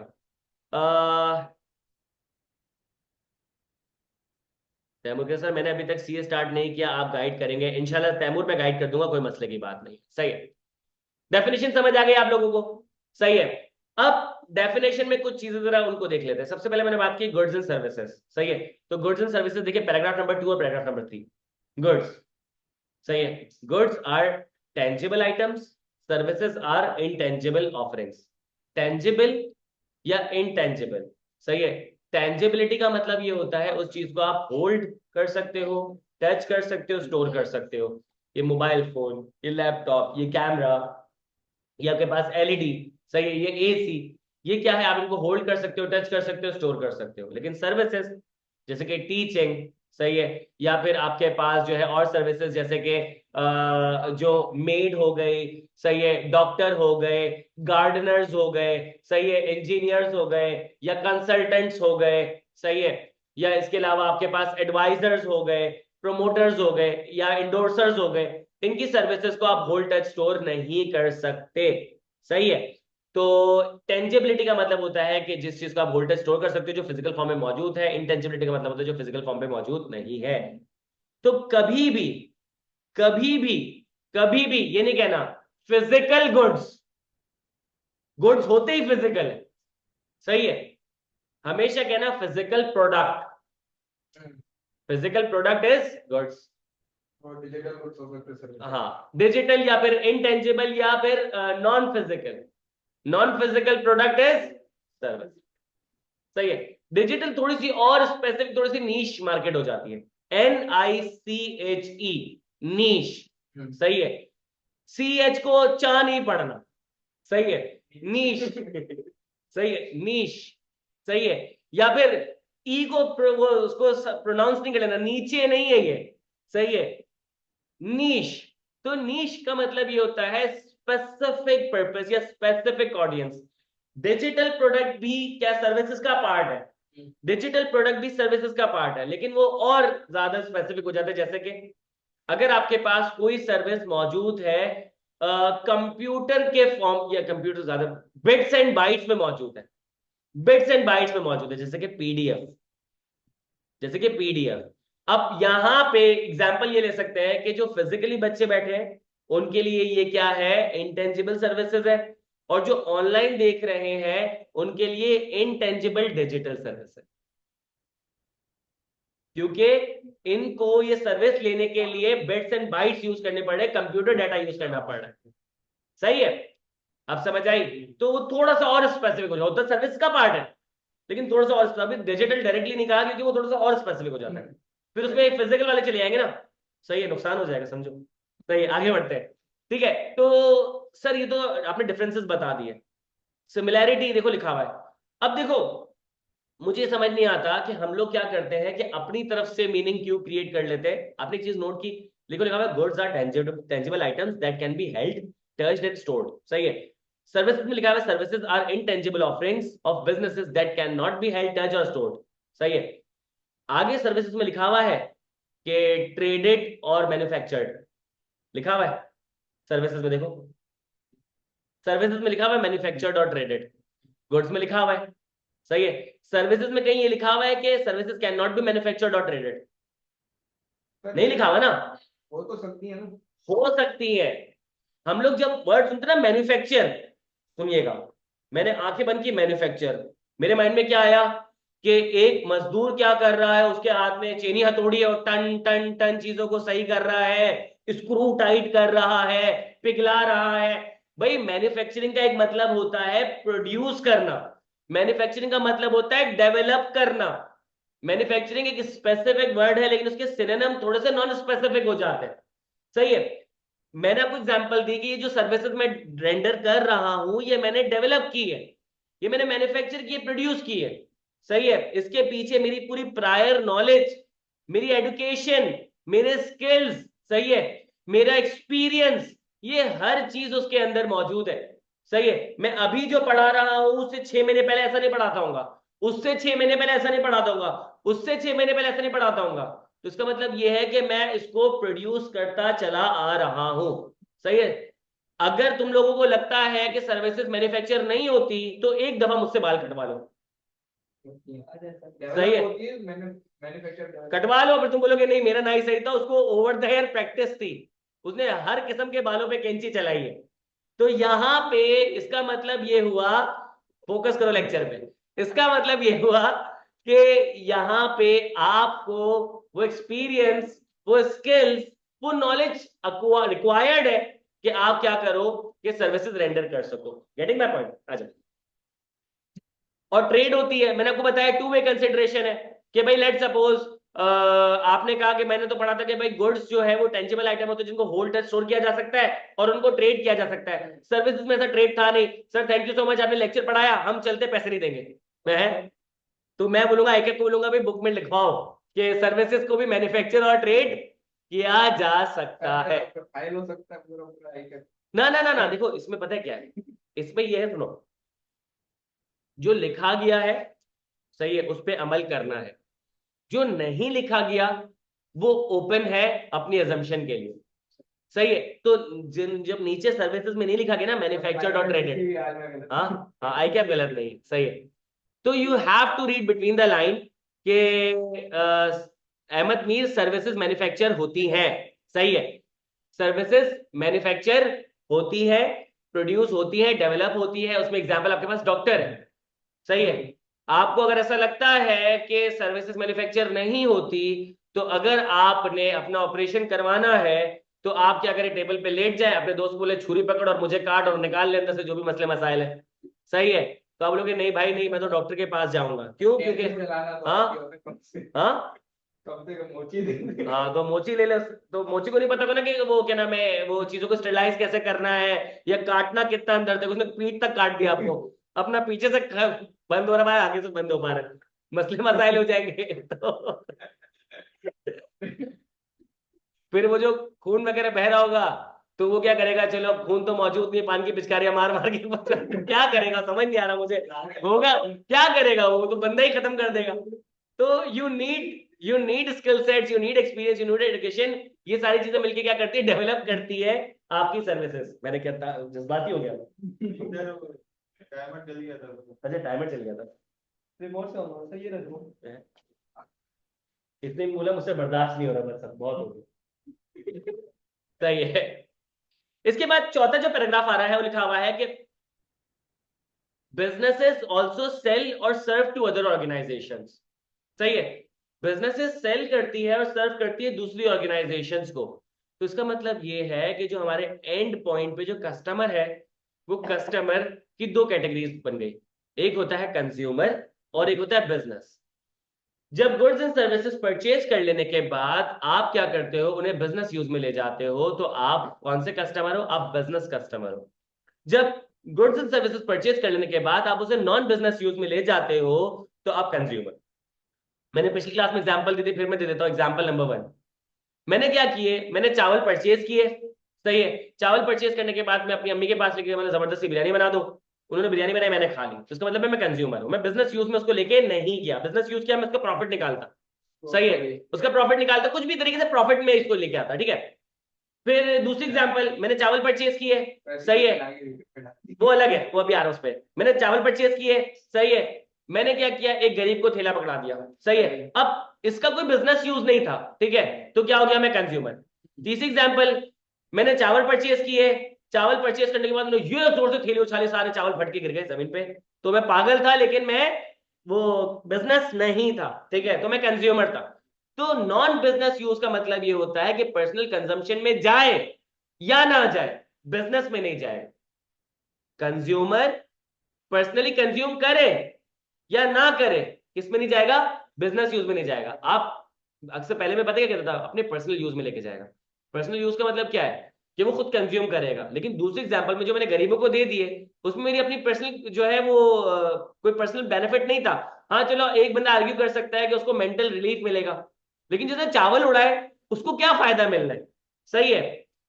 तो नहीं, कबूतर नहीं मौजूद है वहां पे सिर्फ मुझे ना खतरनाक किस्म के कुत्ते मौजूद हैं, तो बोलेंगे तो चावल नहीं खाएंगे हम, तो कुछ और खाएंगे, सही है, चावल के साथ तो बोटी खाता हूं मैं, तो मसला हो जाएगा। खैर, तो यहाँ पे अब लेट सपोज एक और एग्जांपल में आपने चावल परचेज किए, सही है, आपने उसकी बिरयानी बनाई और बिरयानी बनाते सामने कैमरा रख दिया और वो यूट्यूब पे गई, और यूट्यूब पे जाने के बाद आपको मिले पूरे 5 व्यूज, फायदा नहीं हुआ, लेकिन अगर ज्यादा मिल जाते तो क्या होता, बिजनेस यूज हो जाता। या आपने बिरयानी बनाई और बिरयानी बनाने के बाद वो बेचना शुरू कर दी, सही है, तो उसका मतलब क्या हो गया, बिजनेस यूज, तो प्रॉफिट था ना, बिजनेस कहलाएगा। हाँ कहलाएगा, वो एयरलिफ्ट वाला बिजनेस होगा कि कुछ टाइम बाद वो बिजनेस नहीं होगा, सही है। तो इसका मतलब समझ आ गया आपको, दो किस्म के कस्टमर्स होते हैं, एक होता है बिजनेस और एक होता है consumer. Consumer non business use के लिए प्रोडक्ट परचेज करता है और बिजनेस बिजनेस यूज के लिए करता है। तो यहाँ पे बिजनेसेस सेल और सर्व करते हैं दूसरे बिजनेसेस को, कि भाई वो जो चावल वाला था उसने बोला कि भाई मुझे बताओ कि तुम चावल क्यों लेके जा रहे हो, उसने बोला यार मैं अपना यूट्यूब का चैनल चलाता हूँ, तो बोला नहीं तो मैं नहीं बेचूंगा। भाई वो बेचेगा, वो कंज्यूमर को भी सर्व करेगा और वो बिजनेसेस को भी सर्व करेगा। अब यहाँ पे कुछ बड़े बिजनेस मॉडल्स हैं जिनकी मैं बात करूंगा, जो कि B2B या B2C बिजनेस मॉडल लेके चल रहे होते हैं। B2B business to consumer, B2C business to business. देखो, हाँ, बिजनेस टू कंज्यूमर ना B2C, और B2B बिजनेस टू बिजनेस। अब यहाँ पे बिजनेस टू कंज्यूमर की एग्जांपल लेते हैं। देखो, आपके पास एक वेबसाइट है daraz.pk, सही है, उसमें क्या होता है कि फॉर एग्जांपल अगर आपने जो है कोई भी एक कमोडिटी परचेज करनी है, वो जो अभी आती है ना सेल आती है 11/11 वाली सेल जो आती है, तो 11/11 वाली जब सेल आती है तो आपने बोला कि काम करते हैं भाई जो भी मुझे कमोडिटी परचेज करनी है मैं क्या करता हूँ कि दराज से परचेज कर लेता हूँ। तो आपने एक सर्दियों के लिए जैकेट परचेज करना था सिंथेटिक लेदर वाला, तो आपने क्या किया कि वहां पे लिखा लेदर जैकेट, अब वहां पे ये लिखा रहा है कि जो 5,000 का जैकेट था वो 2,000 रुपए का मिल रहा है, 4,000 का जैकेट 1,000 रुपए का मिल रहा है। सही है, आपने क्या किया, एक शॉप पे क्लिक किया, अब वो जैकेट आपके पास आया, साइज सारी चीजें देखी, आपने चैट वेट करके डन किया, परचेज कर लिया, तो आप कंज्यूमर थे। वो जैकेट आएगा, आप उसको पहनोगे, सही है, आप सर्दियों में इंजॉय करोगे, आप कंज्यूमर थे। वो बिजनेस था, बिजनेस ने कंज्यूमर को सेल और सर्व किया, दिस इज कॉल्ड B2C। सही है, आपकी जैकेट की शॉप है, सही है, आपने कहा कि यार एक काम करता हूं कि मैं ना चाइना से जैकेट्स मंगवाता हूं, सर्दियों का मौसम है तो सस्ते पड़ेंगे मुझे, और मैं क्या करूंगा, सेल करूंगा। तो आप अब दराज पे नहीं जाओगे, आप जाओगे अलीबाबा पे, आप अलीबाबा पे विजिट करोगे, आपने वहां पे जैकेट लिखा, आपको जो है वो प्रोड्यूसर्स मिलेंगे, आपने एक पे क्लिक किया, आपने उसको जब सारी चीजें फाइनलाइज कर ली, आप उसको जब ऑर्डर प्लेस करोगे ना, तो आपको मिनिमम क्वांटिटी ऐसी नजर आएगी, कुछ भी हो सकती है, होएगा 100 पीस, 500 पीस, 1000 पीस, इस तरीके से। तो वो आपको बल्क डिस्काउंट दे रहा होगा, या लेट सपोज स्लैब बना दिए होंगे, मिनिमम 100 उस पर 10% डिस्काउंट, 500 उस पर 15% डिस्काउंट, 1000 उस पर 20% डिस्काउंट, तो बंदा बोलेगा 1000 लेकर 20% डिस्काउंट ले लो। लेकिन ऐसा नहीं होगा 50 पे 50 ले लो डिस्काउंट नहीं मिलेगा, 50 ऑफर ही नहीं करेगा। सही है, तो ये क्या हो गया B2B, कि इसका मतलब क्या है कि 50 जैकेट मुझे थोड़ी अपने 50 सालों तक पहनने जैकेट, 50 जैकेट का मतलब ये है कि मैं इनको सेल करूंगा अपनी शॉप पे, इट्स B2B। अच्छा, ये तो देखो रिलेशन हुआ मेरा उस वेबसाइट के जो शॉपकीपर है उससे, सही है, लेकिन उस वेबसाइट के शॉपकीपर का रिलेशन होता है उस वेबसाइट वाले से, वो तो होता ही B2B है। अब अलीबाबा पे जो बिजनेस रखा हुआ है, जो बिजनेस रखा गया है, तो उससे अलीबाबा का रिलेशन क्या होगा, B2B। दराज पे जो बिजनेस है उसका दराज वाले से रिलेशन क्या होगा, B2B। समझ आया, आपने ये देखना है एंड पे कौन है और शुरू में कौन है। इसी तरीके से लेट सपोज मैंने यहाँ पे लेक्चर डिलीवर किया, सही है, मैंने आपसे पूछा बच्चों लेक्चर कैसे लगा लो, सर बेहतरीन, जैसे कैसे लगा, ठेंगा ठेंगा फारिग। तो जैसे मैं ऐसे गया, तो इसका मतलब ये हुआ कि अब बोला यार सर क्या पढ़ा के चले गए, कुछ समझ ही नहीं आ रहा, जिंदगी अजीब हो गई है। तो उसमें इसने बोला कि यार मुझे बड़ा अच्छा समझ आया है, मैं तुम लोगों को पढ़ा देता हूँ। ये तुम लोगों के साथ बैठा, इसने 15 मिनट में तुम्हें वो चीज पढ़ा दी जो मैं नहीं पढ़ा सका। तुमने बोला यार क्या बात है, जबरदस्त, ठीक है। फिर इसके बाद क्या हुआ, अगले दिन भी ऐसा हुआ, मैंने बोला कि यार क्या नाम है, लेक्चर कैसे लगा, आपने बोला सर बहुत अच्छा बहुत अच्छा। मैं गया, तुमने बोला बड़ा पढ़ा दे भाई तू। 2 से 3 दफा, इसने चौथी बार में ना हट गई इसकी, इसने बोला यार ये क्या हरकत है, तुम लोग मुझसे ही पढ़ रहे हो, अब मैं पैसे लूंगा। तो जैसे इसने बोला मैं पैसे लूंगा, तुमने बोला हाँ भाई पैसे ले ले लेकिन पास करा दे। सही है, अब तुमने इसको जैसे ही पैसे दिए, तुम कौन थे, कंज्यूमर। सही है, ये कौन था, कंज्यूमर। तो यहाँ क्या आया, C2C। यहाँ क्या आया, C2C। अब जैसे ही इसने ट्यूशन पढ़ाया तुम लोगों को और पैसे लिए, दिस इज कॉल्ड C2C। सही है, क्यों, इसका काम था पढ़ना, ये कंज्यूमर था, लेकिन ये पढ़ा रहा है एक एक्स्ट्रा ऑर्डिनरी सिचुएशन में, तो ये कंज्यूमर है, बिजनेस नहीं है, इसका काम पढ़ाना नहीं है। हाँ वो बात अलग है, इसके मुंह को पैसा लगा और उसको मजा आ गया, इसने बोला अब तो मजा आएगा, इसने लगा दिया भिड़े ट्यूशन प्रोवाइडर्स। सही है, और इसने बोला कि अब मैं पैसे चार्ज करूंगा, तो अब ये बन गया बिजनेस, अब तुम इससे ट्यूशन लोगे तो इट्स B2C। डन, समझ आ गया। फिर एक होता है C2B। C2B, C2B क्या है कि लेट सपोज यहाँ पे अक्सर जो ना ये जो खालिद वलीद रोड है और कश्मीर रोड ना ड्रामा की शूटिंग होती है हमारे घर के पास, तो एक सेट लगा हुआ था। अब तुम लोग कश्मीर रोड से जा रहे थे, यूनिवर्सिटी रोड की तरफ जा रहे थे, तो वहां पे तुमने बड़ी बड़ी ना एडवर्टाइजमेंट लगी देखी कि हमारा जो नया प्रोग्राम शूट हो रहा है, टीवी शो, इसमें हम लोग क्या कर रहे हैं कि एक हम लोग पुराने वक्त का जो ना स्टेज लगाया हुआ है, और हमने तो हमें जो ना एक पुराने जमाने की 70s की फला फला बाइक चाहिए। सही है, अगर किसी के पास है तो आप हमें सेल कर दें। तो तुम में से कोई गुजरा, उसको याद आया कि हमारे घर में तो एक पुरानी बाइक खड़ी है फारिक किस्म की, वो सेम मॉडल की है, तो मैं इनको सेल कर देता हूं। तुम उनके पास गए, तुमने बोला कि भाई क्या नाम है, आप कितने पैसे दोगे, मेरे पास ये बाइक पड़ी है। उसने बोला कि यार ये तो हमारे ड्रामे के लिए बहुत असेंशियल है, जितनी भी फारिक क्वालिटी की आप हमें बेच दो, हम क्या करेंगे आपको इसके 3 लाख रुपए देंगे। आपने बोला जबरदस्त, 3 लाख रुपए। तो आपने क्या किया, उनको बाइक लाके दे दी। आप कौन थे, कंज्यूमर, आपका काम बाइक बेचने का नहीं था, आप तो इंस्टीट्यूट से पढ़ के घर चले जाते थे। तो यहाँ पे जब आपने उनको बाइक बेची, वो अपने ड्रामे में यूज करते, उनके ड्रामों में करोड़ों व्यूज आते, सही है, तो उनके लिए तो बिजनेस यूज के लिए बेहतरीन चीज थी वो, तो it's C2B। B2C, B2B, C2C, C2B। Done. तो ये भी हो सकता है ना वो फीडबैक बहुत सारे भाई, इसमें कंसिडरेशन होनी चाहिए। लेट्स सपोज एक और example, IQ school of finance में आप लोगों का कोर्स खत्म हो गया। अब हमने बोला कि यार बच्चों तुम लोगों ने ना फीडबैक वीडियो रिकॉर्ड करानी है। अब तुम लोग बिजनेस बढ़ चुके थे, हाँ भाई हमारा क्या फायदा है। तो हमने बोला कि भाई तुमने कोर्स पढ़ा है, हाँ हाँ वो तो पढ़ा है, लेकिन फीडबैक फ्री में तो नहीं देंगे, हम तो सर्विस देंगे। तो हमने बोला अच्छा ठीक है क्या चाहते हो। उसने बोला कि सर वो कुछ 5-5 हज़ार रुपए तो दे हमें जरा वीडियो रिकॉर्ड करने के। तो अब हम आपको डायरेक्टली पैसे तो नहीं दे सकते। तो हमने बोला एक काम करते हैं कि तुम जो भी कोर्स परचेज करोगे ना नेक्स्ट टाइम, तो हम तुम्हें ना जो मार्केट में डिस्काउंट चल रहा होगा ना उसके ऊपर 8,000 रुपए का डिस्काउंट दे देंगे। बोला हाँ ये बात कुछ समझ आ रही है। तुमने इस चीज को डन किया और तुमने वीडियो रिकॉर्ड कर दी। अब तुमने क्या किया, अपनी सर्विस प्रोवाइड की, बदले में तुमने बिजनेस से पैसे लिए या फिर कंसिडरेशन ली, ठीक है, मॉनेटरी। तो बिजनेस ने तुमको पैसे दिए, तुमने बिजनेस को सर्विस दी। तो ये क्या हो जाएगा आपके पास, ये हो जाएगा C2B। ये हो जाएगा C2B। हाँ फिर ये बात अलग है, फिर तुम्हारे इंस्टीट्यूट के पास गया बोला मैं वीडियो रिकॉर्ड कराऊंगा मुझे डिस्काउंट दो, फिर तुम बिजनेस बन जाओगे, ठीक है।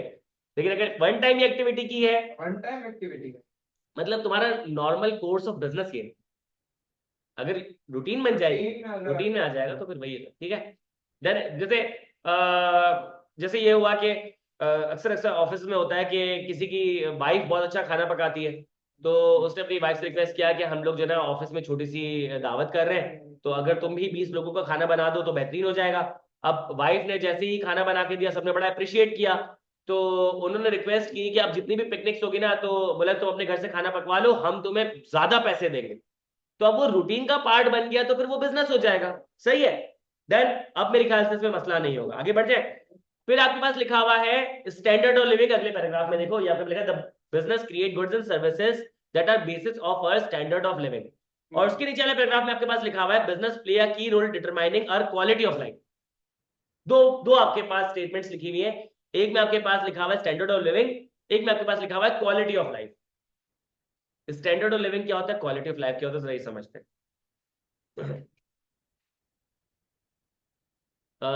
सर इस क्लास की रिकॉर्डिंग कहाँ से मिलेगी, आपको यूट्यूब पे मिल जाएगी, ठीक है इंशाल्लाह। मैं आपको व्हाट्सएप ग्रुप पे शेयर कर दूंगा, ठीक है। सर आप नाश्ते में रेड बुल पीते हैं? हाँ आप नाश्ते में रेड बुल पीते हैं ना? रेड बुल नहीं भाई, नहीं, सर। बचपन से ही है मेरे साथ मसला ये। तो स्टैंडर्ड ऑफ लिविंग और quality of life. Standard of living, standard of living का मतलब ये होता है कि आपके मुल्क में एक साल में, इन्होंने ना ड्यूरेशन नहीं दिया हुआ, आपने कम से कम उसको टाइम बाउंड करना है। भाई आपके मुल्क में तो बचपन से क्या मतलब, मुल्क के बचपन से चीजें बन रही हैं, सही है। तो आपने टाइम पीरियड दिया कि एक साल में आपके मुल्क में जितनी भी गुड्स एंड सर्विसेज प्रोड्यूस हो रही है, सही है, उन सबकी कोई ना कोई सेलिंग प्राइस होगी, उन सबकी कोई ना कोई सेलिंग प्राइस होगी, यानी कि वो बिकने को तैयार है, सही है। आपने उन सबकी सेलिंग प्राइस को प्लस कर दिया और टोटल अमाउंट को साइड में कर दिया। आपके मुल्क में जितनी भी पॉपुलेशन है, वो पॉपुलेशन में से कोई ना कोई बंदा कुछ ना कुछ कमा रहा होगा, आपने सबकी इनकम को प्लस करके साइड में कर दिया। You have total income, you have total selling price of all the goods and services produced. आपने जब आपस में को डिवाइड किया ना, आपको मिल जाएगा स्टैंडर्ड ऑफ लिविंग। आप न्यूमिनेटर में रखोगे इनकम, डिनोमिनेटर में रखोगे गुड्स एंड सर्विसेज की प्राइसेस, सही है। भाई लेट सपोज आपने पूरे साल में जो गुड्स एंड सर्विसेज बनाई थी, सही है, बनाई थी लेट सपोज 80,000 रुपए की, लेकिन जब वो बेचने के लिए निकाली आपने तो टोटल उसकी अमाउंट बनी थी 1 लाख रुपए, सेलिंग प्राइस क्या बनी थी 1 लाख रुपए। और आपके मुल्क में जो टोटल लोगों की इनकम थी वो थी 70,000 रुपए। जब आप 70,000 को 1 लाख से डिवाइड करोगे तो उसका मतलब है you have the purchasing power of 70%, कि आप 70% मुल्क की गुड्स एंड सर्विसेज परचेज कर सकते हो इफ यू वांट। ऐसा नहीं कि हम लोग अपनी सारी इनकम को परचेजिंग में लगा देते हैं, लेकिन बताने का मकसद ये है कि अगर आप सेव ना करो और आप अपनी पूरी इनकम को क्या करो, उससे गुड्स एंड सर्विसेज परचेज कर लो, तो अपने मुल्क का कितना 70% गुड्स एंड सर्विसेज परचेज कर सकते हो। This is called standard of living. ये कॉन्सेप्ट समझ आया। लेकिन इस कॉन्सेप्ट को ना आप आइसोलेशन में मेजर नहीं कर सकते, क्योंकि 70%, 75%, 80% साउंड्स गुड। यार आप 70% अपने मुल्क की गुड्स एंड सर्विसेज परचेज कर सकते हो तो इट साउंड्स गुड। तो आपको क्या करना पड़ेगा, कंपेयर करना पड़ेगा जी, स्पेसिफिक होंगी या कोई हर चीज। IQ स्कूल ऑफ फाइनेंस में बनने वाली सर्विसेज, सही है, इसी तरीके से PIA में बनने वाली सर्विसेज, इसी तरीके से जो आपके पास बड़ी बड़ी मैन्युफैक्चरिंग इंडस्ट्रीज है उसके अंदर बनने वाली फार्मास्यूटिकल प्रोडक्ट, टेक्सटाइल प्रोडक्ट, वो सब कुछ शामिल है। सही है, इसमें तो elite middle class और उसका कॉन्सेप्ट बनेगा। सब है। नहीं नहीं, अभी मैं बता रहा हूँ स्टैंडर्ड ऑफ लिविंग ना, ये स्टैंडर्ड ऑफ लिविंग असल में एक जेनेरिक कॉन्सेप्ट होता है, इसमें सब आ जाता है, गरीब अमीर सब आ जाता है, ठीक है। 70% बना आपका। अब 70% साउंड्स गुड। अब 70% अच्छा है या बुरा है, उसके लिए आपने क्या करना पड़ेगा, आपने अपनी सिमिलर इकोनॉमीज जो होती है ना, सिमिलर इकोनॉमीज, उसकी किसी कंट्री के साथ कंपेयर करना पड़ेगा। आपने बोला इंडिया से, इंडिया ने नहीं, सिमिलर नहीं है, तुम जाओ यहाँ से। आपने नेपाल, आपने बोला नेपाल से कंपेयर करता हूं। अब जब नेपाल से आपने कंपेयर किया, उनका स्टैंडर्ड ऑफ लिविंग 2023 की बात कर लेते हैं, उनका स्टैंडर्ड ऑफ लिविंग आ रहा है 80%। इसका मतलब ये है कि पाकिस्तानी एक बंदा अपनी इनकम से अपने मुल्क की 70% चीजें खरीद सकता है, और नेपाली जो है वो क्या है, 80% चीजें बोला साबुन खरीद दिया तो वो बोलेगा तो वो जो है हमसे जीत जाएगा, और वो कहेगा कि यार मैं ज्यादा परचेज कर सकता हूं। तो this is called standard of living, कि किसका ज्यादा है किसका कम है। और आप इसको आपको ईयर वाइज भी कंपेयर कर सकते हो भाई। 2021 में जब कोविड था, सही है, तब आपका स्टैंडर्ड ऑफ लिविंग था 80%, फिर पीडीएम आई, खैर फिर उसके बाद 2023 में आपने देखा तो हाल ही बुरा हुआ था, तब हो गया 60%। तो इसका मतलब है कि आप एक साल को दूसरे साल से भी कंपेयर कर सकते हो, आप एक कंट्री के स्टैंडर्ड ऑफ लिविंग को दूसरे कंट्री के स्टैंडर्ड ऑफ लिविंग से भी कंपेयर कर सकते हो। सवाल ये पूछा जाएगा एमसीक्यूज में, स्टैंडर्ड ऑफ लिविंग प्रोवाइड करना किसका काम है? आप कहोगे बिजनेसेस का, आप कहोगे बिजनेसेस का। कहां लिखा हुआ है? Businesses create goods and services that are the basis of our standard of living. देखो ये टू वे स्वॉर्ड है। कैसे, मैं आपको बताता हूं। इस पैराग्राफ के सबसे शुरू में देखो, business create goods and services, ये रहा, सही है। असल गवर्नमेंट का क्या काम है? बताता हूं इसमें स्टैंडर्ड लिविंग बिजनेस का क्यों काम है और किस तरीके से होता है। देखो इकोनॉमिक्स में याद रखिएगा, कहीं लिख लो रेफरेंस के तौर पे, इकोनॉमिक्स में जब तुम मैक्रो इकोनॉमिक्स पढ़ोगे ना, तो सबसे पहले तुम नेशनल इनकम पढ़ोगे। नेशनल इनकम के बाद आएगा circular flow of income. Circular flow of income, income किस तरीके से फ्लो करती है एक सर्कुलर एक सर्कल के अंदर, ठीक है। होता क्या है कि बिजनेस बनाती है गुड्स एंड सर्विसेज। बिजनेस जब गुड्स एंड सर्विसेज बनाती है, तो गुड्स एंड सर्विसेज बनाने के लिए उनको हाउस होल्ड्स की जरूरत पड़ती है भाई, लेबर, एंटरप्रेन्योर, सही है। वो जगह की जिसकी रेंट वगैरह वो देंगे, तो उसको हमारी जरूरत पड़ती है। तो जब वो गुड्स एंड सर्विसेज बनाते हैं तो वो हमारी मदद लेते हैं।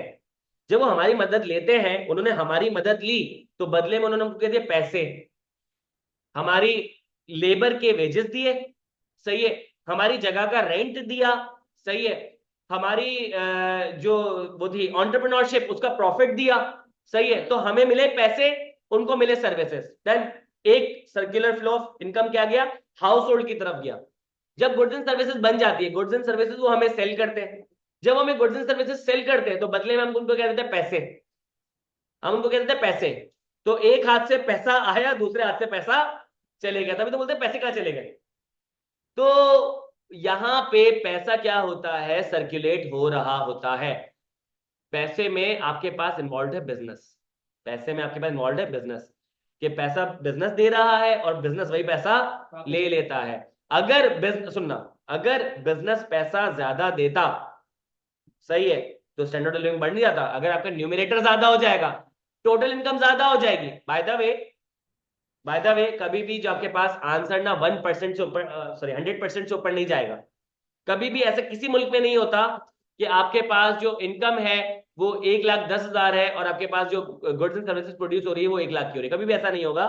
लेकिन कम से कम जो 100% से नजदीक होना चाहिए, 90%, 85%, 80%, सही है, ये होता ही है। क्यों?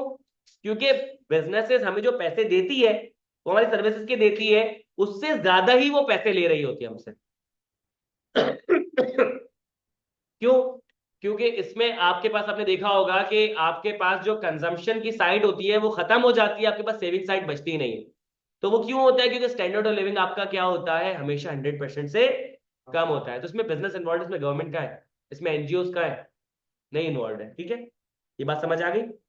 ठीक है, सॉरी, हाँ एनजीओ बिजनेस होती है, वो बाद में बात करते हैं, वो बाद में बात करते हैं, उसमें बाद में बात करेंगे उस पर, ठीक है। अभी मैं तभी एनजीओ को टच ही नहीं कर रहा, अभी मैं एनपीओ एनजीओ को टच नहीं कर रहा, अभी हम सिर्फ बात कर रहे हैं बिजनेस की। जितना बिजनेस समझ आया, समझ आ रहा है। अब आते हैं क्वालिटी ऑफ लाइफ पे, समझ आ गया। तो स्टैंडर्ड ऑफ लिविंग को चाहो पास लिख दो purchasing power, standard of living के पास लिख लो परचेजिंग पावर। और स्टैंडर्ड ऑफ लिविंग के दो एलिमेंट्स है, एक होता है टोटल इनकम और एक होता है total goods and services produced. ये लिखा हुआ है, the standard of living of any country is measured by the output of goods and services people can buy with the money they have. सही है। सर अगर ये सारी चीजें वेलफेयर में अगर कोई दे दे, आएगा उस पर, मैं बताऊंगा उस पर बड़ी डिटेल में बात होगी। जब उसमें बात होगी ना, एक अलग पकौड़ा बनेगा उसमें, और इतनी खिचड़ी बनेगी, इतनी खिचड़ी बनेगी ना, बच्चे कंफ्यूज हो जाएंगे। मैं अभी कंफ्यूज नहीं करना चाह रहा, मैं अच्छा इंप्रेशन देना चाह रहा हूँ। अभी जो कंफ्यूजिंग चीज को मैंने साइड में रखा, वो चैप्टर नंबर 2 में पढ़ेंगे। मैं अभी एनपीओ खोल ही नहीं रहा, नॉट फॉर प्रॉफिट ऑर्गेनाइजेशन खोल ही नहीं रहा, वो एक अलग जो है ना मसले क्रिएट कर देगा। उसको हम जरा चैप्टर नंबर 2 में खोलेंगे इंशाल्लाह। और जब वो एक दफा रिजॉल्व हो जाएगा ना, तो इंशाल्लाह फिर आपको कभी भी प्रॉब्लम नहीं होगी। ठीक है, अब आ जाए क्वालिटी ऑफ लाइफ में। क्वालिटी ऑफ लाइफ लिखा हुआ है, quality of life refers to general level of human happiness. देखो 2-3 कीवर्ड्स है, general level of human happiness. सही है, यहां बात हो रही है जनरल लेवल, यानी कि अमीर गरीब को सबको मिला दो। सही है। यहाँ पे जो आपके पास स्टैंडर्ड ऑफ लिविंग और जो क्वालिटी ऑफ लाइफ है ना, ये हम पढ़ते हैं एग्रीगेट में। सही है। तो ये एक इल्यूजन क्रिएट करता है। अगर लेट सपोज आपके मुल्क में जो 20% ऐसे लोग हैं जो कि 80% कंट्रीब्यूट करते हैं, और 80% ऐसे लोग हैं जो बिल्कुल बिलो पॉवर्टी लाइन है, तो आपको एवरेज में ऐसा लगेगा मुल्क तो अच्छी पोजीशन पर है। लेकिन अगर आप इंडिविजुअलिटी में देखोगे तो आपको पता चलेगा कि यार या तो मामले गड़बड़ है कि 8-10% लोग तो फुल इकोनॉमी इंजॉय कर रहे हैं, बाकी 80% की तो मट्टी पलीद हुई हुई है। तभी तभी जो है, तभी ये कॉन्सेप्ट इंडिविजुअलिटी में नहीं पढ़ाए जाते, क्योंकि रियलिटी सामने आ जाती है। सही है। तो यह बात रही जनरल लेवल की। सही है। Human happiness. सही है। कुत्ते बिल्ली की बात नहीं हो रही है, क्योंकि यहाँ पे इंसान ही बेचारे मसले मसाइल में फंसे हुए हैं, तो जानवरों को कहाँ हम इंक्लूड करेंगे। ह्यूमन हैप्पीनेस की बात हो रही है। अब यहाँ पे सर क्वालिटी ऑफ लाइफ कैसे इंक्रीज होगी? क्वालिटी ऑफ लाइफ इंक्रीज होगी ऐसे कि मेरा स्टैंडर्ड ऑफ लिविंग बेहतर हो जाए, मेरा परचेसिंग पावर बेहतर हो जाए। तो क्या सर यहाँ पे standard of living is equal to quality of life? Check करते हैं। लिखा हुआ है general level of human happiness based on such things as life expectancy, educational standards, health, sanitation, leisure time. Life expectancy, educational standards, health, sanitation, leisure time, 5 चीजें। इसमें कहीं पैसे लिखे हुए? हम लोगों को लगता नहीं पैसा ही हर चीज है, पैसों से खुशियां मिलेगी। नहीं सर, मैं आपको बताता हूँ। देखिए, लाइफ एक्सपेक्टेंसी की बात करें, जब से मैंने एजुकेशन की तरफ अपना रखा है, अपने मतलब प्रोफेशन को लेके चला हूं मैं, मुझे तकरीबन कुछ 7 साल हो गए। 7 सालों में अब जाहिर सी बात है कि स्टूडेंट साइड से एक्सपोजर काफी बढ़ गया है। पहले तो कॉर्पोरेट साइड पे एक्सपोजर था, स्टूडेंट साइड पे हो गया है। एक चीज ना मैं बहुत फ्रीक्वेंटली देख रहा हूँ जो कि बहुत डिसहार्टनिंग है, कि जवान बच्चों की बहुत मौतें हो रही है। हम बात हो रही है मतलब 20, 22, 25। सही है। फिर जो मेरे उम्र के लोग हैं ना, उनकी बहुत अच्छा, एक तो एक्सीडेंट है वो एक अलग चीज है, लेकिन हार्ट अटैक बहुत बड़ा एक फैक्टर है, हार्ट अटैक। तो इसका मतलब ये है कि हम लोगों की जो हार्ट डिजीजेज है, कार्डियोवैस्कुलर डिजीजेज है, वो बढ़ती चली जा रही है। उसके पीछे हमारा लाइफस्टाइल, हमारी कंजम्पशन, हमारे चॉइसेस, वो सारी चीजें तो है, लेकिन गवर्नमेंट क्या दे रही है, बिजनेसेस क्या खिला रहे हैं। सही है। तो ये सारी चीजें, ये भी तो कंट्रीब्यूशन है। अगर हमारा मसला 50% है, तो गवर्नमेंट का भी मसला 50% है। हम लोग क्या खा रहे हैं, क्या पी रहे हैं। आपको मजे की बात बताऊं, आप लोग देखते हो ना एफडीए अप्रूव्ड, एफडीए अप्रूव्ड, हमारे एफडीए ही नहीं है। हमारे एफडीए नहीं है, हमारे यहाँ नहीं है। मैं यही तो कह रहा हूं। ये जो पाकिस्तान स्टैंडर्ड भी, क्या, पाकिस्तान स्टैंडर्ड तो है।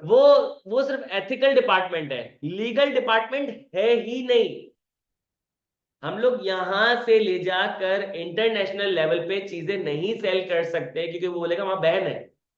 कितने बड़े बड़े नाम है आपके पास, शान, नेशनल वगैरह, ये सब बैन है वहां पे। इनके अलग से प्रीमियम प्रोडक्ट बनते हैं जो कि वहां सेल होते हैं, वहां पे एफडीए अप्रूव होते हैं। यहाँ पे एफडीए का है ही नहीं डिपार्टमेंट। शान के डब्बे पे लिखा भी है not only sale for Pakistan. हाँ, तो वहां उनके लिए अलग से एक अलग बनती है, वो जाके बहुत बहुत मिनिमम प्रोडक्शन होती है उसकी, वो वहां पे सेल करते हैं। हम लोगों का जो प्रोडक्ट है वो बिल्कुल ही, अरे भाई वहां के कुत्तों के लिए मना किया गया है, लोग कुत्ते हैं, हम लोग उनसे भी ज्यादा नीचे माशाल्लाह। सही है। तो लाइफ एक्सपेक्टेंसी हो गया, क्वालिटी ऑफ लाइफ खराब हो गई, अजीब सा। अब हैप्पीनेस जाना शुरू हुई अचानक से। अब बात करते हैं एजुकेशनल स्टैंडर्ड की। एजुकेशनल स्टैंडर्ड भाई, मैं आपको बताऊं कि ये चीज स्टैटिस्टिकली प्रूवन है कि आपको 4 सालों, सॉरी, आपको जो चीज 4 सालों में पढ़ाई जाती है वो 1 साल में पढ़ाई जा सकती है। तो आपके तो साल जाया किए जा रहे हैं, सही है। आपके सामने अभी आप लोग इंटर पढ़कर आए हो, मैं इंटर को क्या बैश करूं आपको खुद पता है। 2 महीने की चीज को 2 महीने 2 साल में लेके चले गए। 6 महीने में हाँ हाँ मेडिकल वाली हाँ, चलो यार 6 महीने तो फिर भी 1.5 साल तो जाया किए ना इन्होंने। 1.5 साल इन्होंने जाया कर दिए, मैट्रिक में माशाल्लाह तुम्हारे 1.5 साल जाया हुए, सही है।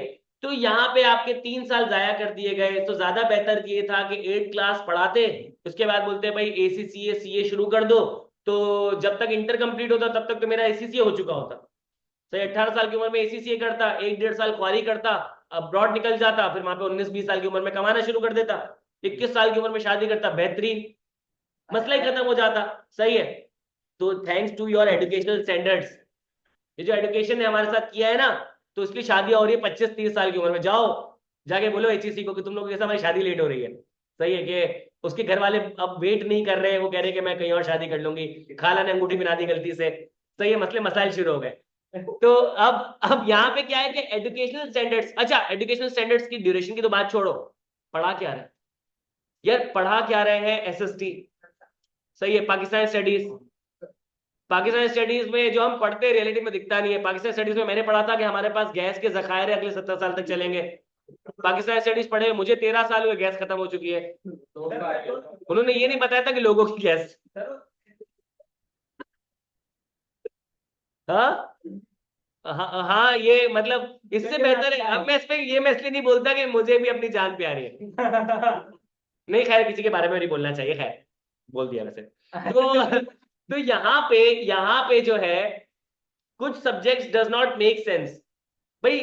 आपके ऊपर ब्रिटिश ने जो भी 200-300 साल जो भी हुकूमत की, आप उसको छोड़ो ना, आप फ्यूचर की टेक्नोलॉजी की बात करो ना, आप बात करो। और गलत इंफॉर्मेशन और क्या नाम है, आपके पास स्टैंडर्ड्स नहीं होते हैं भाई, कौन टीचिंग करेगा, इसका कोई कानून थोड़ी है। मुझे अच्छी तरीके से याद है, अगर मुझे, मैं बताऊं ना कि अगर मैं अपने स्कूल का कोई भी एक चीज आगे की तरफ आगे भेजूंगा ना, तो मुझे पता है कि वो 100% गलत होगी। तभी मैं स्कूल की पढ़ी हुई कोई भी चीज आगे नहीं भेजता।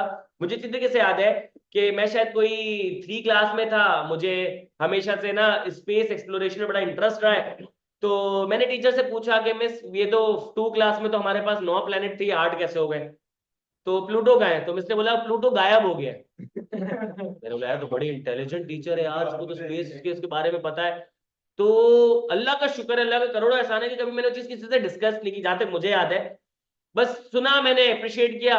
फिर जब बड़ा हुआ और मुझे ऐसे जब इंटरनेट वगैरह मिला मुझे, तो मैंने सोचा कि व्हाट हैपेंड टू प्लूटो ना, मैंने लिखा तो बोला प्लूटो तो वहीं पे ही है, बस उसके साइज जो है उससे जितने उसके जितने तकरीबन कोई 27 पत्थर और हमारे सोलर सिस्टम में और इसके साथ फ्लोट कर रहे हैं, तो इसलिए जो है ना उसको ड्वार्फ प्लैनेट की कैटेगरी में डाल दिया गया। तो मैंने बोला लो भाई, टीचर ने तो बेइज्जत करा दिया था, सही है। इसी तरीके से मैं और बहुत सारी चीजें अभी मैं रिकॉल नहीं कर पा रहा। हमारी टीचर तो गलत बता देती थी कॉन्फिडेंटली कि उसको शर्म भी नहीं थी कि बच्चा जाके बेइज्जत हो सकता है 4 जगहों पे।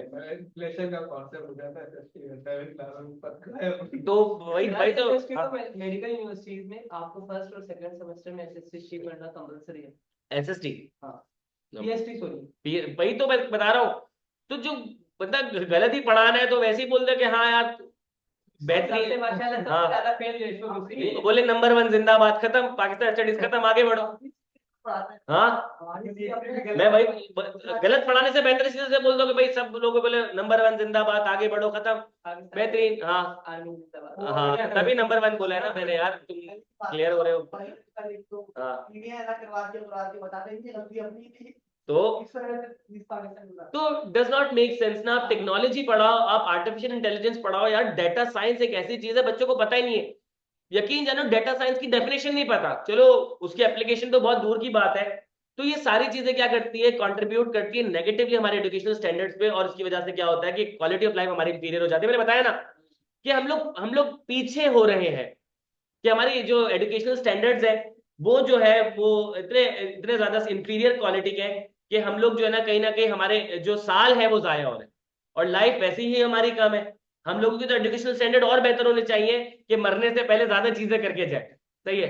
यहाँ तो ये होता है कि बंदा पढ़ते पढ़ते मर जाता है, और उसके बाद क्या होता है कि हाँ ये हमारी आखिरत अच्छी हो जाएगी इस चक्कर में, कि अल्लाह ताला बोलेगा कि यार तुम तो पाकिस्तान से आए हो, तुम्हें क्या सजा दे, चलो। हेल्थ, हेल्थ की तो क्या ही बात करें। मुझे बड़ा डर लगता है हॉस्पिटल जाते हुए ना, कि अगर एक बंदा जो है वो कहेगा यार मुझे ना बहुत ज्यादा एलर्जी हुई हुई है, हॉस्पिटल से वापस आएगा उसकी किडनी निकाल लेंगे। सही है। तो ये तो मतलब अजीब गरीब से मसले मसाइल है। अक्सर नहीं सुनते कि किसी डॉक्टर ने ऑपरेशन के दरमियान कैंची छोड़ दी, वो समझते कि कबड वगैरह है, या बोलते कि तो एक दिन तो तौलिया छोड़ दिया था यार किसी पेशेंट के पेट में। तो ये मसले मसाइल है। बाकी हेल्थ के बारे में आपको पता है कि मैं क्या बात करूं, ये भी एक माफिया है पूरा। सैनिटेशन, सफाई सुथराई, हाँ, माशाल्लाह। इसके बारे में तो ये मैं सैनिटेशन की टॉपिक पढ़ता ना तो मुझे एक वाकया याद आता है, और मैं वो वाकया मैं बड़ा ट्रॉमेटिक हो जाता हूँ।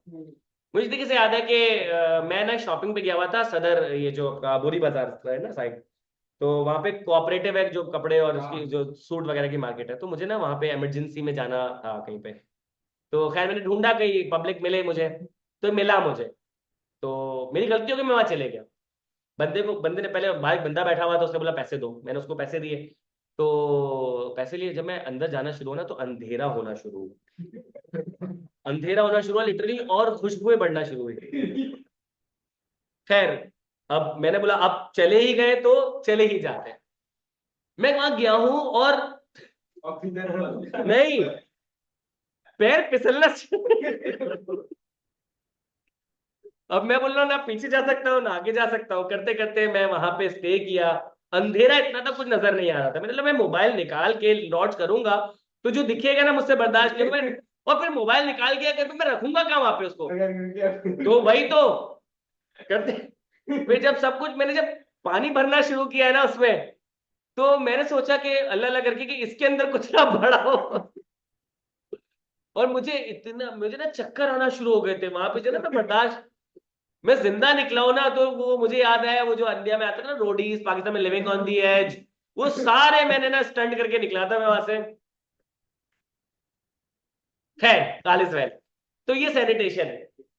हम इंडिया का मजाक उड़ाते हैं कि वो जो मूवी आई थी की टॉयलेट, कि इनका जो है वो शौचालय नहीं है, तो मैं कहता हूं कि वो फिर भी हमसे बेहतर है, हमारा तो ये बुरा हाल है। खैर, लेजर टाइम, लेजर टाइम का मतलब होता है फारिग वक्त। सही है। फारिग वक्त की एग्जांपल मैं देता हूँ, general level of human habits. आप बोलते हैं हम तो बड़े फारिग हैं, हम फारिग नहीं है। हम अगर कोई टाइम वेस्ट कर रहे हैं ना, तो हमें उसकी अपॉर्चुनिटी कॉस्ट बहुत बड़ी बेयर करनी पड़ेगी, उसकी जो कॉन्सिक्वेंस है ना बहुत बड़ा है। मैं बताता हूँ, देखो इसमें ये होता है कि आपकी इकोनॉमी जो है इतनी खराब हो चुकी है कि पहले बंदा जो एक जॉब कर रहा था वो दो जॉब कर रहा है, जो पहले दो जॉब्स कर रहा था वो तीन जॉब्स कर रहा है, छोटा मोटा बिजनेस करने की कोशिश कर रहा है, फ्रीलांसिंग कर रहा है हर बंदा। अब उसकी जो है ना वो बीवी काम पे जा रही है, उसके जो बच्चे हैं वो कोई ना कुछ ट्यूशन व्यूशन पढ़ा रहे हैं, तो ये तो हम बिजी हो गए।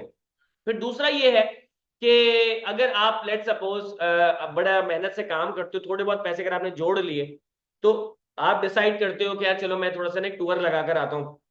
आप टूर लगाने जाओगे तो आपकी ऑर्गेनाइजेशन ऐसे करेगी जिसे आप पे इतना रिलाय कर रही है कि अगर आप जाओगे तो पीछे ऑर्गेनाइजेशन जो ना खराब हो जाएगी, तो उसको बड़ा बैडली जो है ना उसको कंसिडर किया जाता है। और अगर लेट सपोज आप चले गए ना, तो there is a high chance कि आपके पीछे आपकी जॉब जाना शुरू हो जाएगी। सही है। बच्चों की बात करें तो बच्चों को फजूल में बिजी रखा जाता है। भाई जून जुलाई की छुट्टियां जाती हैं ताकि वो अपने टैलेंट को एक्सप्लोर कर सके, अपने पैशन को थोड़ा सा एंजॉय कर सके। सही है। वहां क्या होता है, टीचर कह देती है कि हर दिन तुमने 60 दिन ऐसे लिखना है कि मेरे दिन में क्या क्या चीजें गुजरी, ऐसे लिखना है, माई डे इन लाइफ, कुछ ना कुछ इस तरीके से आपने कुछ ना कुछ लिखना है ऐसे। तो वो बच्चा 60 पेजेस लिख रहा होता है, और मैथ्स के सर क्या कर देते हैं कि जो पिछले पूरे 6 महीने पढ़ाई तो एक क्वेश्चन बोलता है फिर से कॉपी में भर कर आओ। अजीब और गरीब से असाइनमेंट दे देते हैं, बच्चा करता नहीं है, उसको पता है ह्यूमिलेशन का सामना करना पड़ेगा। सही है। तो इस तरीके की चीज है, बच्चों को भी बिजी रखा गया है, बड़ों को भी बिजी रखा गया है। आपकी कोई रिक्रिएशनल एक्टिविटीज नहीं है, आप अपने टैलेंट को एक्सप्लोर नहीं कर सकते, अपने माइंड को रिलीफ नहीं कर सकते, क्वालिटी ऑफ लाइफ की धज्जियां उड़ गई। यूएस में आपको पता है कि एक परसेप्शन है, वो ये है कि वो कहते हैं कि हम अपने 40s या लेट 30s में अपनी जो सिटी की मेट्रोपॉलिटन लाइफ से हम इतने पैसे अर्न कर लें कि हम क्या करें, सीधा जो है ना छोटे टाउन या विलेज की तरफ मूव कर जाते हैं। सही, यूएस में ना। वहां पे वो जो छोटे शहर और गांव बहुत है वहां पे, तो वहां क्या होता है कि उनके पास एक अच्छा घर होता है, सही है, बड़ा अच्छा बंगले जैसा घर होता है, और एक पूरी जमीन होती है जिसपे वो एग्रीकल्चर करते हैं। उनका एक पूरा बांध होता है, वो बांध इतना बड़ा होता है कि सोच है। फिर वो ड्रीम वगैरह बोलते हैं यूएस ड्रीम, हाँ क्या हाँ, तो वहां, रिटायरमेंट लेते तो पता है क्या होता है वहां पे, अपनी फैमिली रेस करते हैं ना, तो लिटरली उनके पास जो ना वो ट्रक होते हैं बड़े वाले, सही है, जिसमें वो अपनी फैमिली के साथ घूमते भी हैं, अपना जो ना बिजनेस वगैरह भी काम भी कर रहे होते हैं ट्रांसपोर्टेशन का। फिर संडेज के दिन क्या होता है, सारी फैमिली ऐसा पिकनिक मिलती है वहां पे, वो खेलते हैं बेसबॉल, तो क्या बोलते हो जो बेसबॉल ना, हाँ। तो उनकी फैमिली संडे को वहां पे ही वो बेसबॉल खेलते हैं, वहीं पे पिकनिक करते हैं, शाम में वो घर बम बम नहीं लगा हुआ, टेंशन नहीं है कोई, सही है। तो ये सारी चीजें वहां पे आपको मिलती है, तो सोचो कि उनको पीस ऑफ माइंड, उनकी क्वालिटी ऑफ लाइफ, उनकी हेल्थ, पानी। गूगल में तो 4 घंटे दिन में था। हाँ, गूगल में अगर job मैं है तो मैं 4 वही तो घंटे। कह रहा हूं कि, तो यहाँ पे ये है quality of life. Quality of life समझ आ गया। क्वालिटी ऑफ लाइफ के पीछे आपके पास 5 फैक्टर्स हैं: life expectancy, educational standards, health, sanitation और leisure time. Standard of living के पीछे 2 फैक्टर्स हैं, एक आपके पास है total goods and services produce और total income. Standard of living का मतलब होता है purchasing power, quality of life का मतलब होता है general level of human happiness. Standard of living provide करना काम होता है बिजनेसेस का, क्वालिटी ऑफ लाइफ प्रोवाइड करने का काम होता है 3 लोगों का: बिजनेसेस, गवर्नमेंट और नॉट फॉर प्रॉफिट ऑर्गेनाइजेशंस। कहाँ लिखा हुआ ये रहा। Building a high quality of life is a combined effort of businesses, government and not for profit organizations। समझ आ गया, सही है। इसमें काफी जज्बाती ज्यादा इस टॉपिक में, मैं आगे बढ़ते हैं। फिर इसके बाद एक और हमारे पास टॉपिक आ रहा है कि प्रॉफिटेबिलिटी किस तरीके से मेजर की जाती है। प्रॉफिटेबिलिटी मेजर करने के लिए आपके पास कुछ वेरिएबल्स है, जैसे कि कॉस्ट, कॉस्ट को आप एक्सपेंस कह सकते हो, रेवेन्यू, रेवेन्यू को आप सेलिंग प्राइस कह सकते हो, सही है। तो अगर आप को प्रॉफिट हासिल करना है तो आपने क्या करना पड़ेगा, सेलिंग प्राइस को कॉस्ट से ज्यादा रखना पड़ेगा, या रेवेन्यू को कॉस्ट से ज्यादा रखना पड़ेगा। यहां पे आप लोगों के लिए एक बात क्लियर कर दूं, अब till the end of the time आपने साथ रखनी है, प्रॉफिट इज नॉट रेवेन्यू, सही है। Profit is a part of revenue, क्योंकि हम लोग कहते हैं ना कि यार मेरा इतना रेवेन्यू बचा, मेरा रेवेन्यू नहीं बचता, मैं रेवेन्यू अर्न करता हूं, यानी कि मैंने 120 रुपए की चीज बेची, मैं उसमें से कॉस्ट माइनस करूंगा 100 रुपए की, तो मेरा रेवेन्यू नहीं बचेगा, मेरा प्रॉफिट बचेगा। Revenue is sales, cost is expense, सही है। रेवेन्यू में से कॉस्ट माइनस करोगे तो आपके पास क्या बचेगा, प्रॉफिट। अगर रेवेन्यू कम है, सेलिंग प्राइस कम है, कॉस्ट ज्यादा है, तो क्या बचेगा, लॉस। अगर दोनों बराबर है तो this phenomena is called break even. Break even, आप ना लॉस में हो ना प्रॉफिट में हो। सर ये तो प्रॉफिटेबिलिटी की इक्वेशन तो बहुत सिंपल है, तो ये नीचे इतने बड़े बड़े पैराग्राफ क्यों दिए हुए हैं, let me explain you. Sir ठीक है, रेवेन्यू ज्यादा, कॉस्ट कम, प्रॉफिट, ठीक है, चलो ठीक। हुआ ये कि आपने एक शॉप खोली, उसमें आपने एक चीज रख दी 130 रुपए की, बराबर में आपके पास एक बंदा आया, उसने बोला ये कितने की है, उसने बोला, आपने बोला 130 की, आपने बोला बराबर में तो 120 की मिल रही है, वो आपसे नहीं खरीदेगा, दूसरे से खरीदते चले आएगा। अब आपने सोचा कि यार ये मैंने इसको जो है 100 रुपए का बनाया था और 130 का बेचा, तो 30 रुपए का प्रॉफिट है, तो अगर बराबर वाला 120 का बेच रहा है तो मैं काम करता हूँ कि मैं इसकी कॉस्ट 90 रुपीज कर देता हूँ और इसको 120 का बेचता हूँ, ताकि मेरा प्रॉफिट 30 रुपए का जाए। आपने उसको 120 रुपए का रख के अगले दिन दुकान खोली, बंदा आया, उसने बोला कितने की है, आपने बोला 120 रुपए की, बोला हाँ बराबर में 120 रुपए की मिल रही है, तो उसने बोला कि मेरे पास भी तो 120 की मिल रही है, बोला तेरी क्वालिटी खराब है, क्यों, कॉस्ट कम की थी, सही है, बराबर में चलेगा, आपसे नहीं खरीदा। अब आपने बोला यार कि अब तो जो है वो क्या हुआ कि हाँ, अब तो जो है वो मैंने कॉस्ट भी कम कर दी थी। आपने बोला अच्छा इट्स अबाउट क्वालिटी, आपने क्या किया, 110 रुपए की कॉस्ट कर दी, 140 का प्रोडक्ट रखा। अब बंदा आया, अगले दिन दुकान खोली, बोला कितने की है, बोला 140 रुपए की, तो बोला है बराबर में 120 रुपए की, तो बोला बे साले क्वालिटी तो देख, बोला इतनी क्वालिटी का मैं अचार डालूंगा, वो क्वालिटी मेरे लिए अच्छी है, फिर से वहां की चलेगा।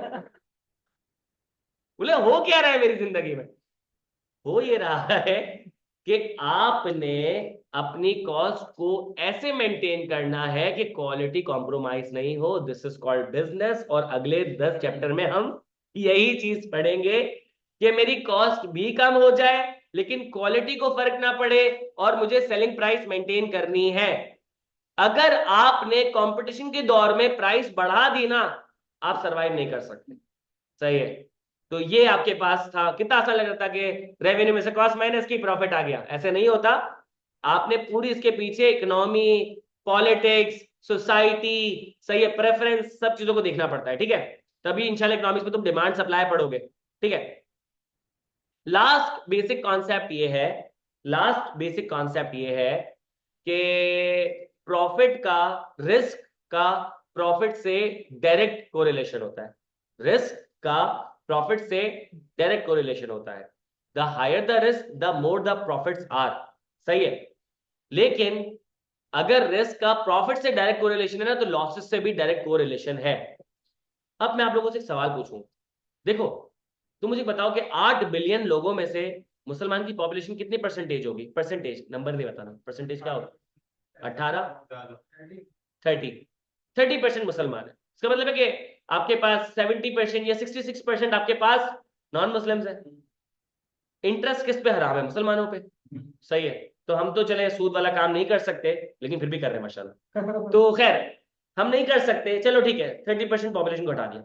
बाकी के जो लोग हैं उनको तो सिंपल था यार, कि 1 करोड़ रुपए की, 2 करोड़ रुपए की सेविंग थी, सीधा सीधा बैंक में डालते, सूद खाते, जिंदगी गुलजार है, बेहतरीन, बिजनेस करने की जरूरत ही नहीं थी। Does it make sense? कर सकते थे। लेकिन देखा जाए तो सबसे ज्यादा बिजनेस साले वही कर रहे हैं। क्यों? रिस्क, जितना रिस्क उतना प्रॉफिट। अब मैं आपको समझाता हूँ इक्वेशन। देखो, एक बंदा है, वो रिटायर हुआ और उसके पास उसको मिले 2 करोड़ रुपए। सर कि कौन है जो रिटायर होकर 2 करोड़ रुपए ले रहा है? कोई?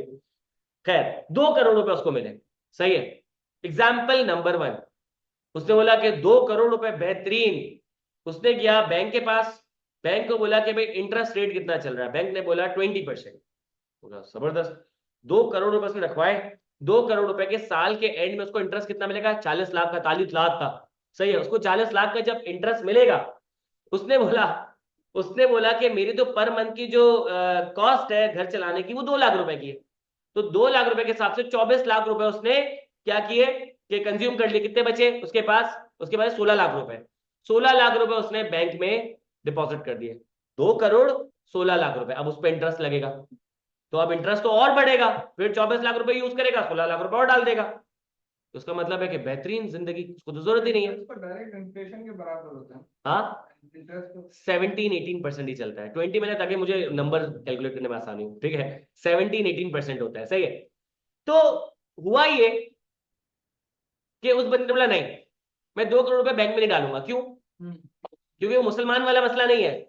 मसला ये है, उसने 2 करोड़ रुपए, उसने कहा कि मैं बिजनेस करूंगा। उसने 1 करोड़ रुपए कर दिए शायद बैकअप के तौर पे। 1 करोड़ से बोला मैं बिजनेस करूंगा। बिजनेस कैसे करूंगा? उसने बोला कि लेट सपोज अगर मैं जाता हूँ फूड इंडस्ट्री की तरफ, फूड इंडस्ट्री में मेरी एक्सपर्टीज इस चीज में, मैं ये चीज बना के सेल करूंगा, ठीक है। अब जब उसने कॉस्ट इनकर की, टोटल कॉस्ट इनकर की अपने 10 यूनिट्स पे, सॉरी 100 यूनिट्स पे, उसने बोला दिन में मैं 100 यूनिट बेचूंगा। 100 यूनिट पर उसने जो कॉस्ट इनकर की, तो उसको कॉस्ट नजर आई, लेट सपोज उसको नजर आई 1 लाख रुपए की, सही है। उसमें उसकी एक्विजिशन कॉस्ट भी थी जो उसने परचेज किया था, उसकी मेकिंग कॉस्ट भी थी, यूटिलिटी कॉस्ट भी थी, इलेक्ट्रिसिटी वगैरह की, इसके अलावा मार्केटिंग सेल्स कॉस्ट भी थी, सारी सारी ह्यूमन रिसोर्स कॉस्ट, सारी 1 लाख रुपए की कॉस्ट थी। इसने बोला कि यार मार्केट में 100 यूनिट थे, 1 लाख रुपए, 1 यूनिट 1000 रुपए का हुआ। उसने बोला मार्केट में कि 2000 रुपए का बिकता है। कितने का बिकता है? 2000 रुपए का बिकता है। 2000 रुपए का बिकता है, तो उसने बोला मैं भी 2000 का बेचूंगा, सही ना, मार्केट प्राइस। तो उसने 2000 रुपए का बेचा, सही है।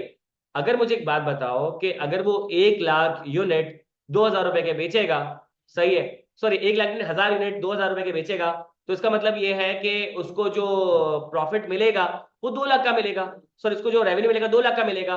तो 1 लाख रुपए उसके कॉस्ट और 1 लाख रुपए उसका प्रॉफिट, तो प्रॉफिट कितना था? 50%। 50% था ना, और इंटरेस्ट कितना था? 20%, सही है। अब रिस्क क्या हो सकता है? सर सारे 100 यूनिट ना बिके, कुछ यूनिट खराब हो जाए, तो इसका मतलब ये है कि ब्रेक इवन करने के लिए अगर वो 50 भी बेच देता है तो वो ब्रेक इवन पर आ जाएगा, अगले दिन के लिए वो सरवाइव कर लेगा। तो 50 यूनिट खराब करने के लिए उसके पास है 50 यूनिट। अगर वो 90 भी बेच देता है तो 80,000 रुपए का प्रॉफिट है। अगर वो 80 भी बेच देता है, 30,000 रुपए का प्रॉफिट, सॉरी 60,000 रुपए का प्रॉफिट है। तो इसका मतलब ये है कि अगर वो बिजनेस करता है तो ज्यादा प्रोबेबिलिटी है कि वो इंटरेस्ट से ज्यादा कमाएगा। और यहाँ मैं आपको क्या बता रहा हूँ, रिटर्न ऑन इन्वेस्टमेंट 50%, सही है। रिटर्न ऑन इन्वेस्टमेंट कुछ बिजनेस में 100% है। कुछ बिजनेसेस में 200% है। मैं बात कर रहा था, ये जो चप्पल बनती है ना, सही है, हम लोग जाते दुकान पे, हम बोलते हैं कि चप्पल कितने की है, तो वो बोलते हैं यार 1000 रुपए की है। तो हम बोलते हैं कि नहीं यार ये तो सस्ती चप्पल है। हम उससे 700 रुपए की लेकर आ जाते हैं। हम बोलते हैं देखा हमने क्या नेगोशिएट किया बेहतरीन। आपको पता है इसकी मेकिंग कॉस्ट क्या है? या नहीं, 100-150 रुपए। तो रबड़ की होती है। नहीं नहीं, बहुत सस्ता है। यही तो गेम है। यही तो गेम है। ये खेलते हैं क्वालिटी पे, क्वांटिटी पे नहीं खेलते ये लोग। इनके दिन के 2 चप्पल भी बिक जाएंगे ना, इनका इनका किराया, इनके जो लड़का जो रखा है उसकी कॉस्ट, और सारी कॉस्ट निकल जाएगी। सिर्फ इनको 2 बेचनी है। जिस दिन इनकी 4 बिक जाएगी ना, तो इनका अगला दिन भी सक्सेसफुल। तो इनका जो जो जो सीजन होता है ना, ईद बकरा ईद वाला, जो इस तरीके के जो शादी ब्याह वाले सीजन होते हैं, उसमें इनका पूरा साल कवर हो जाता है। समझ रहे हो? ये गेम है कि आपने पूरे साल की एक क्वांटिटी खींच ली होती है कि मुझे पूरे साल में कितने यूनिट बेचने, 300। अब जैसे ही आपके 300 यूनिट 6 महीने में कवर हो गए ना, इसके बाद तो आप अगले साल के प्रॉफिट निकालना शुरू हो जाते हो। This is business. ये होती है रिस्क मैनेजमेंट, कि अगर मैंने इस साल का टारगेट पूरा कर लिया, मैं अगले साल का रिस्क मिटिगेट करना शुरू कर दूंगा। कि मेरे पास अगर एक्स्ट्रा प्रॉफिट आएगा ना, अब मैं उसको खाऊंगा नहीं, उसको क्या करूंगा, उसको बिजनेस में रीइन्वेस्ट कर दूंगा, कि अगले साल का जो रिस्क है वो मिनिमाइज हो जाए। और अगर किसी बिजनेस ने अगर ये 4-5 साल के रिस्क को एक साल में अगर मिटिगेट कर दिया ना, तो फिर तो समझो एक्सपेंशन की तरफ जाता है।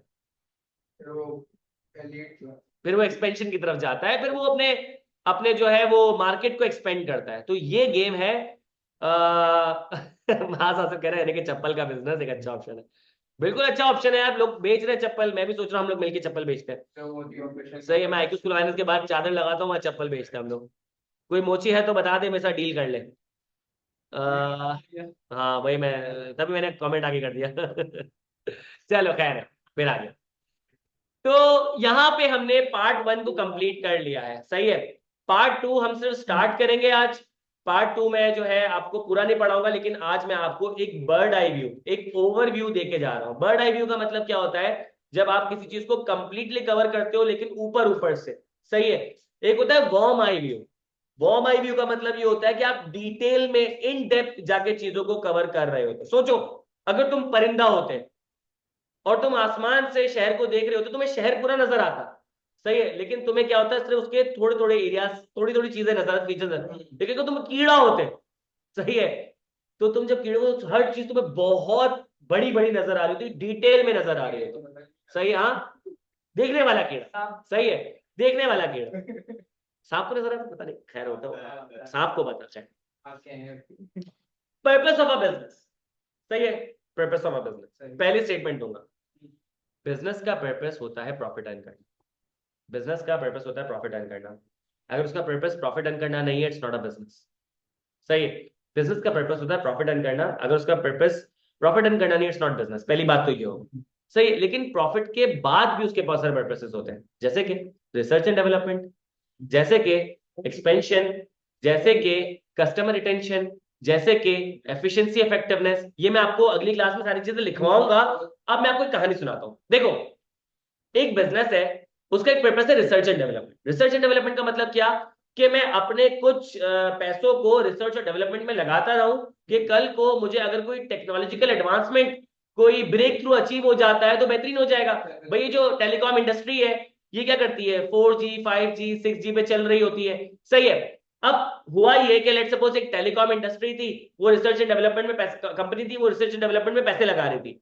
अब हुआ ये कि फॉर एग्जांपल उसको एक साइंटिफिक ब्रेक थ्रू अचीव हो गया, जिसकी वजह से क्या हुआ कि टेक्नोलॉजिकल एडवांसमेंट आ गई। तो पहला पर्पस अचीव हो गया रिसर्च एंड डेवलपमेंट का। दूसरा टेक्नोलॉजिकल एडवांसमेंट। हर बिजनेस चाहता है वो ऑटोमेशन की तरफ जाए, सही है, उसके पास टेक्नोलॉजी ज्यादा आ जाए, बेटर सोफिस्टिकेटेड इक्विपमेंट्स आ जाए, उसके पास आगे रिसर्च एंड डेवलपमेंट की वजह से दूसरा पर्पस फुलफिल, डन। तीसरा पर्पस कहलाता है एफिशिएंसी और इफेक्टिवनेस। अब मैं आपको पहली बार एफिशिएंसी और इफेक्टिवनेस बताने जा रहा हूं, and this is not the last time. अगर सुन लो, लिखने की जरूरत नहीं है, मैं फिर बताऊंगा बाद में, और 10 दफा 20 दफा बताऊंगा। एफिशिएंसी, एफिशिएंसी वो कैपेबिलिटी, वो एबिलिटी होती है कि जिसको आप यूटिलाइज करके किसी भी काम को कम से कम रिसोर्सेज के साथ कर सकते हो। सर कम से कम रिसोर्सेज, कम से कम टाइम, जो इनपुट डाले वो आउटपुट कम से कम टाइम, कम से कम एफर्ट्स, कम से कम कॉस्ट, एफिशिएंसी। भाई मैं पहले क्या करता था कि पहले अगर मैं जो है वो जॉब किया करता था, तो उसमें ये होता था कि मुझे किसी भी काम को करने में ज्यादा टाइम लगता था। सही है, ज्यादा टाइम लग रहा है तो इसका मतलब क्या है कि मैं काम अगर 4 घंटे की जगह 8 घंटे कर रहा हूं, तो इसका मतलब ये है कि मेरा टाइम जो एक्स्ट्रा 4 घंटे का जा रहा है उसमें मैं कुछ और जॉब कर सकता था, ज्यादा पैसे कमा सकता था। तो मेरा टाइम भी ज्यादा लग रहा है, मेरी कॉस्ट ज्यादा लग रही है। कॉस्ट क्या? Opportunity cost. अब वो 4 घंटे जहां मैं कुछ और कमा सकता था मैं नहीं कमा पा रहा, मुझे ये काम कंप्लीट करना है, फिर मैं दूसरा काम करूंगा, और एफर्ट ज्यादा लग रही है। सही है, मेरा दिन ज्यादा यूटिलाइज हो रहा है। सही है, तो इसका मतलब I am not being efficient. Efficiency में आपने आपकी कॉस्ट रिड्यूस होगी, टाइम रिड्यूस होगा और आपकी एफर्ट्स रिड्यूस हो जाएंगी। This is called efficiency. Output होगा यानी कि हाँ, प्रॉफिट वो बढ़ेगा। वो इफेक्टिवनेस। इफेक्टिवनेस का मतलब ये होता है वो एबिलिटी कि आप कोई भी काम ऐसे करो कि उसकी आउटकम की एक्यूरेसी बढ़ जाए। सही। भाई लेट सपोज एक बच्चे ने पेपर पढ़ा, उसकी अंडरस्टैंडिंग अच्छी नहीं थी, उसके कॉन्सेप्ट्स क्लियर नहीं थे। सही है, उसने लेट सपोज पेपर जो है उसके रिजल्ट आया 48% पे। सही है, तो इसका मतलब ये है कि उसकी एक्यूरेसी 48% थी। उसने बोला कि अगली बार जो है ना मैं और ध्यान से और बेहतर अंडरस्टैंडिंग से और प्रिसिशन से पढ़ूंगा। उसने क्या किया, अब अपने आप को मजीद ट्रेन और डेवलप किया, अब पढ़ा, और लेट सपोज उसका रिजल्ट आया 90%। तो इसका मतलब ये है कि उसके काम की आउटपुट की एक्यूरेसी बढ़ गई, लेकिन आउटपुट इंक्रीज हुआ, रिजल्ट उसका बेहतर हो गया। That's effectiveness. अब देखो, रिसर्च एंड डेवलपमेंट की थी, रिसर्च एंड डेवलपमेंट से साइंटिफिक ब्रेक थ्रू अचीव हुआ, टेक्नोलॉजी बढ़ गई। टेक्नोलॉजी बढ़ गई तो यूजुअली होता क्या है, देखो एक फैक्ट्री है, उसमें मशीन लगी है पुराने वक्त की। अब वो जो मशीन लगी हुई है ना, अब वो ठक ठक ठक ठक चल रही है। तो उसमें लेट सपोज एक यूनिट बन रहे हैं 100, उसमें यूनिट बन रहे हैं दिन में 100 यूनिट जो बन रहे हैं वो उसकी एफिशिएंसी है कि एक दिन में 100 यूनिट बना रही है। और उस 100 यूनिट में से 12 जो है वो डिफेक्टिव निकलते हैं, क्योंकि मशीन खराब है। उसमें मशीन क्या करती है, उस प्रोडक्ट को प्रेस कर देती होगी, गलत तरीके से मोल्ड कर देती होगी। तो आपके पास इफेक्टिवनेस क्या आ रही है, 88%। सही है, आपके पास जब नई साइंटिफिक टेक्नोलॉजी आई थी तो उसकी वजह से क्या हुआ, आपकी टेक्नोलॉजी एडवांस हो गई। अब नई मशीन आ चुकी है, अब नई मशीन आई है तो उसकी स्पीड बढ़ गई होगी, अब वो 100 यूनिट ही बना रही, अब वो बना रही 200 यूनिट। जब वो 200 यूनिट बना रही है, आपकी एफिशिएंसी बढ़ गई, एफिशिएंसी टाइम की बढ़ी, एक दिन में 100 यूनिट बन रहे हैं। और कॉस्ट की, पहले एक लेबर जब 100 यूनिट बनाता था दिन में, तो उसको एक दिन के 1000 रुपए मिलते थे। तो 1000 रुपए 100 यूनिट के हिसाब से हुआ करते थे। अब उसको 1000 रुपए ही मिल रहे हैं, लेकिन 200 यूनिट बन रहे हैं, अब उसको 500 रुपए 100 यूनिट के मिल रहे हैं। कॉस्ट रिड्यूस हो गई, एफर्ट रिड्यूस हो गई। पहले लेबर को बोलते थे भाई यहाँ पे खड़े ही रहना, क्योंकि अगर तू आगे पीछे हो ना, मशीन आगे पीछे कर देगी चीजों को और यूनिट खराब होना शुरू हो जाएंगे, क्योंकि खराब मशीन थी। अब वो ऑटोमेटिक हो गया सब कुछ, बोला यहाँ से खड़े होना है नहीं हो, एफर्ट्स कम हो गई, एफिशिएंसी बढ़ गई। आउटपुट, पहले आपके पास 12 यूनिट खराब होते थे 100 में से, अब आपके पास 200 में से 6 यूनिट खराब हो रहे हैं। तो इसकी आपका मतलब क्या है कि अब आपकी एक्यूरेसी जो है वो सिर्फ 97% हो गई है। 97% हो गई, 100 में से आपके सिर्फ 3 यूनिट खराब हो रहे हैं, पहले कितने खराब होते थे, 12। तो आपकी इफेक्टिवनेस बढ़ गई। एफिशिएंसी इफेक्टिवनेस समझ आ गया? एफिशिएंसी इफेक्टिवनेस बढ़ेगी, उसके बाद अगला आपका पता है गोल क्या अचीव होगा? वो गोल ये अचीव होगा कि अब मार्केट में कस्टमर जो है वो ज्यादा सेटिस्फाइड होगा। कैसे? दो तरीके से। एक ये, कस्टमर बोलेगा कि क्वालिटी इंप्रूव हो गई है, क्योंकि जाहिर सी बात है कि अब आपने जब मशीन वगैरह वो की थी, क्वालिटी इंप्रूव हो गई है। और दूसरा, कस्टमर को ये सेटिस्फेक्शन होगी प्रोडक्ट मिल जाता है, पहले क्वांटिटी अचीव ही नहीं हो पाती थी। अक्सर तुमने अगर देखा होगा, तुम इम्तियाज वगैरह जाते हो, अगर तुम्हारा कोई फेवरेट प्रोडक्ट है वो आपको कंटिन्यूसली नहीं मिलता, यू फील डिसअपॉइंटेड कि यार ये लोग तो साले रखते ही नहीं है। फिर यू डिसाइड किया चलो ऑल्टरनेट पे चले जाते हैं, सब्स्टिट्यूट पे चले जाते हैं। सही होता है? सही है। तो यहाँ पे जब अवेलेबिलिटी होगी you will appreciate it. Quality है, क्वांटिटी है, फिर पता है क्या होगा, तुम बोलोगे अरे भाई तुम्हारा प्रोडक्ट छोड़ो, ये वाला प्रोडक्ट लो, अवेलेबल भी होता है और अच्छी क्वालिटी में भी है। इसका मतलब क्या है कि कस्टमर रिटेन भी हो रहा है, नए कस्टमर भी आ रहे हैं, ये भी आपका पर्पस अचीव हुआ। इसके बाद प्रॉफिट मैक्सिमाइज हो गए, जो एक्चुअल आपका पर्पस था क्या, कि देखो एक तो आपकी एफिशिएंसी की वजह से कॉस्ट, टाइम और एफर्ट्स रिड्यूस हुई, तो आपकी कॉस्ट रिड्यूस हो गई, वो जो मैंने एग्जांपल दी थी, और आपकी सेलिंग प्राइस मेंटेन्ड है, तो प्रॉफिट आपका इंक्रीज हो गया। तो प्रॉफिट पर यूनिट तो इंक्रीज हुआ, लेकिन पहले आपके 100 यूनिट बिकते थे, अब 200 यूनिट बिक रहे हैं। क्यों? क्योंकि लोगों ने एक दूसरे को वर्ड ऑफ माउथ के थ्रू बुलाया भी था। तो क्वांटिटी में भी प्रॉफिट बढ़ा और पर यूनिट भी प्रॉफिट बढ़ा। तो जब आपका प्रॉफिट मैक्सिमाइज होता है ना, तो मैंने आपको क्या बताया था कि आप उसको अपनी जेबों में नहीं भरते, आप बिजनेस में री इन्वेस्ट करते हो, आपका बिजनेस एक्सपेंड होगा, आप नई मार्केट में टैप करोगे, आप नए रीजन में टैप करोगे। सही है, तो इसका मतलब है कि बिजनेस आपका एक्सपेंड होना शुरू हो जाएगा। ये सारे पर्पसेस किसके साथ कनेक्टेड थे? प्रॉफिट के साथ। डन? समझ आ गए? ये मैं लिखवाऊंगा अगली क्लास में, ठीक है। अब बिजनेस का प्राइमरी गोल होता है प्रॉफिट अर्न करना, लेकिन बिजनेसेस स्प्लिट होना शुरू हो जाते हैं प्रॉफिट की ओरिएंटेशन की बेसिस पे। प्रॉफिट का ओरिएंटेशन मतलब कि प्रॉफिट को यूज कैसे किया जाएगा। मैं कॉन्सेप्ट दे रहा हूं, लेकिन कॉन्सेप्ट देने के बाद मैं वो वापस ले लूंगा, उसको अभी मैं पूरा एक्सप्लेन नहीं कर रहा। देखो, एक बिजनेस ये होता है जो कि प्रॉफिट अर्न कर लेने के बाद खुद डिसाइड करता है कि उन प्रॉफिट का करना क्या है। वो कहलाता है फॉर प्रॉफिट ऑर्गेनाइजेशन। वो कहलाता है for profit organisation. IQ school of finance है, सही है। सर मुर्तजा इब्राहिम डिसाइड करते हैं कि प्रॉफिट का क्या करना है। प्रॉफिट को घर पे ले जाना है, प्रॉफिट को बिजनेस में री इन्वेस्ट कर लेना है, सही है। जो भी उनकी मर्जी है, थोड़ा बहुत रखना है, थोड़ा बहुत लेके जाना है, सही है। कोई इस पर सवाल नहीं कर सकता। It's a for profit organisation, सही है। लेकिन एक ऑर्गेनाइजेशन है, उसमें कह दिया कि जो भी प्रॉफिट होगा ना, प्रॉफिट तो होगा, लेकिन उसकी ओरिएंटेशन ओनर्स डिसाइड नहीं करेंगे। उसका पर्पस ही है कि वो क्या करे, सोसाइटी को सर्व करे। तो प्रॉफिट बिजनेस में री इन्वेस्ट हो जाता है, not for profit organisation, NPO. Example देता हूँ, आई कैप। लेकिन आई कैप की बात नहीं करते, कहते हैं ऐसे तो लम्स भी अपने आप को नॉट फॉर प्रॉफिट ऑर्गेनाइजेशन कहते हैं। आपने भाई उन्होंने उनका गट्स देखो कि उन्होंने अपनी कवर पेज, सॉरी उस पर अपने प्रोफाइल पिक्चर पे लिखा नॉट फॉर प्रॉफिट ऑर्गेनाइजेशन। तो खैर एक केएमसी स्पोर्ट्स कॉम्प्लेक्स है यहाँ पे, सही है। केएमसी स्पोर्ट्स कॉम्प्लेक्स है, तो इसमें भी स्विमिंग पूल की सर्विस मौजूद है, इसमें भी आपके पास इंडोर गेम्स है, सही है। इसमें आपके पास जिम भी मौजूद है, आपके पास पार्क मौजूद है वॉक करने के लिए। सारी वो सर्विसेज है जो कि आपको अवारी टावर पे मिल जाएगी, सही। अवारी टावर, लेकिन अवारी टावर पे आप जाओगे, आप कहोगे कि यार वो मुझे ना स्विमिंग का बड़ा शौक है और मुझे ना जरा इंडोर गेम्स वगैरह का शौक है, तो मुझे बताएं कि मेरी पर एनम जो है ना वो क्या चार्जेस होंगे। तो उसमें सर वेरी गुड, 12 लाख रुपए। अब थैंक यू सो मच, बस मेरे सर्विस, मेरी शौक खत्म हो चुके हैं, सही है। आप वहां से चले जाएंगे, फिर आप जाएंगे केएमसी, आप बोलेंगे कि मुझे स्विमिंग का बड़ा शौक है और जिमिंग वगैरह का और सारी चीजें। बोला कि क्या चार्ज होंगे? पर एनम 12,000 रुपए, साथ कम बोल दिया। लेट्स वो 1,20,000 रुपए, यानी कि तुमने एक महीने के 10,000 रुपए। यार बेहतरीन, जबरदस्त। आपने यहाँ पे सब्सक्रिप्शन बाय करनी। सर इनके 1,20,000 रुपए, उनके 12 लाख रुपए, क्यों? क्योंकि वो जो प्रॉफिट्स अर्न कर रहे हैं, तो वो प्रॉफिट क्या करते हैं कि क्या कर सकते हैं कि खुद यूज करेंगे, उनकी मर्जी है कि इन्वेस्ट करेंगे, यूज करेंगे, उनकी मर्जी है। ये लोग क्या करते हैं, ये लोग आपसे पैसे लेते हैं जस्ट कि आपसे जो प्रॉफिट मिलेगा ना, वो क्या करेंगे, आपके प्रॉफिट को सैलरी वगैरह देने के बाद जो भी आपके पास प्रॉफिट बचता है वो री-इन्वेस्ट कर देंगे।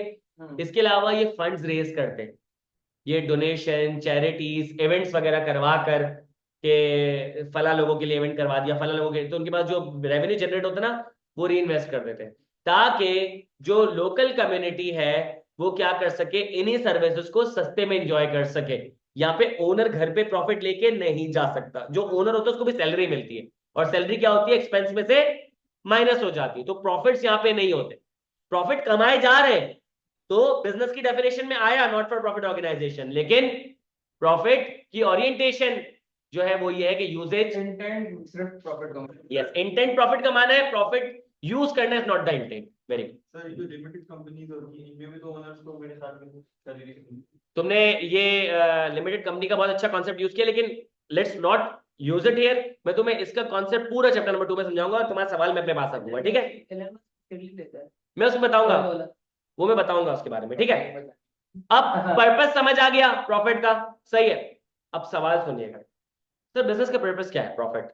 Then how to earn profit,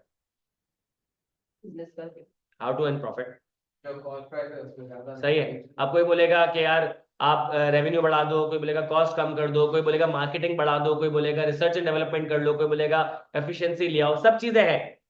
but first thing, if you want to earn profit you have to communicate it. If you want to achieve your purpose you have to communicate it.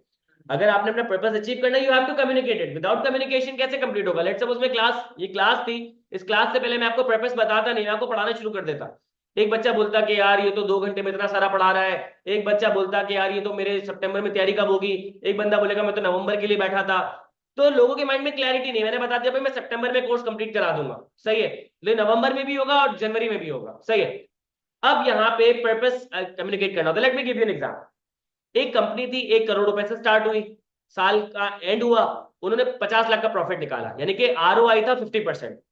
सब लोग बड़ा खुश हुए, बेहतरीन, owner भी बड़ा खुश हो गया। उसने बोला यार ये तो बड़ी पोटेंशियल इस कंपनी में, अगर मैं 1 करोड़ रुपए से 50 लाख का प्रॉफिट निकाल रहा हूं, उसको पैसे की जरूरत नहीं, उसने उसने क्या किया, पैसों को बिजनेस में री इन्वेस्ट कर दिया। अब बिजनेस कितना हो गया, 1.5 करोड़ रुपए का। तो अब आरओआई अगर 50% है तो प्रॉफिट कितना आएगा, 75 लाख का। सही है। तो इसने बोला कि अब अगली बार मैं एक्सपेक्ट कर रहा हूं 1 करोड़ का प्रॉफिट होगा, मतलब आरओआई इंक्रीज हो जाएगा। ठीक है। और इस सोच के साथ ये बड़ा खुशी खुशी घर चले गया। इसने क्या किया, पर्पस कम्युनिकेट नहीं किया। एम्प्लॉयज ने काम किया, मेहनत की, अगले साल उन्होंने प्रॉफिट ट्रैक किया। लेट सपोज इन्होंने प्रॉफिट ट्रैक किया 80 लाख रुपए का। ठीक है। 80 लाख का प्रॉफिट यानी कि 50% से थोड़ा सा ऊपर इन्होंने प्रॉफिट ट्रैक किया और सेलिब्रेट किया, क्योंकि जाहिर सी बात इतनी बड़ी अचीवमेंट थी। लेकिन जब बॉस आया, उसका मुंह लटका हुआ था, उसने बोला कि यार तुम लोगों को शर्म नहीं आती है, तुम लोग सेलिब्रेट कर रहे हो सालों, 80 लाख का प्रॉफिट कोई प्रॉफिट होता है? तो एम्प्लॉय बोलेंगे सर 80 लाख का प्रॉफिट हुआ है, बेहतरीन, अच्छा आरओआई है, मार्केट कॉम्पिटिटिव है। तो उसने बोला नहीं मैं तो ज्यादा एक्सपेक्ट कर रहा था। तो एम्प्लॉय ने बोला कितना? तो उसने बोला मैं तो 1 करोड़ एक्सपेक्ट कर रहा था। तो एम्प्लॉय पता क्या बोलेगा, तुमने बताया? अगर तुम बताते तो जहां हमने 80 लाख किया है, हम थोड़े से काम की एफिशिएंसी और बढ़ा देते, एफर्ट्स करते, टारगेट सेट करते, हम आपको 1 करोड़ रुपए क्रैक करके दे देते। But you did not communicated your purpose, तो we did not achieve it. तो यहां पे you have to communicate your purpose to in order to achieve it. तो यहां पे पहला रूल क्या है? अब सवाल, पहला सवाल ये था कि what is the purpose of the business. सही है। दूसरा सवाल ये था कि हाउ टू अचीव इट।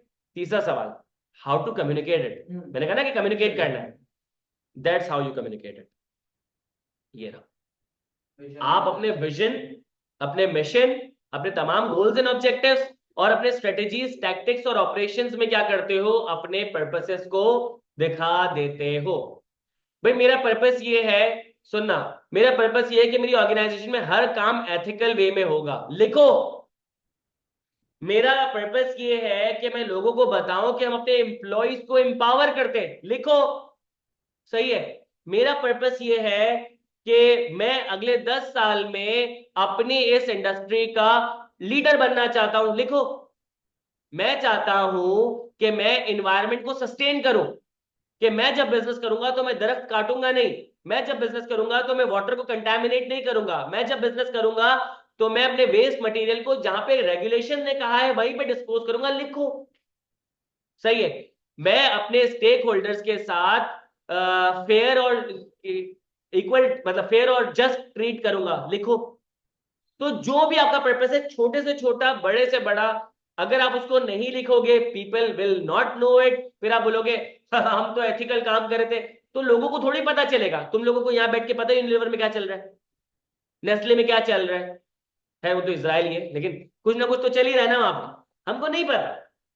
सही है। तो they have to communicate it to us, customers को, स्टेक होल्डर्स को। तो ये कुछ चीज है। अब विजन और मिशन में फर्क होगा, तभी दो अलग चीज है। गोल्स एंड ऑब्जेक्टिव्स में कुछ फर्क होगा, विजन मिशन गोल्स ऑब्जेक्टिव्स में कुछ फर्क होगा, स्ट्रेटेजीज टैक्टिक्स और ऑपरेशन में कुछ फर्क होगा। तो वो सारी चीजें हम कवर करेंगे अगली क्लास में। तो ये पर्पस है, पर्पस इंशाल्लाह अगली क्लास में कवर कर लेंगे।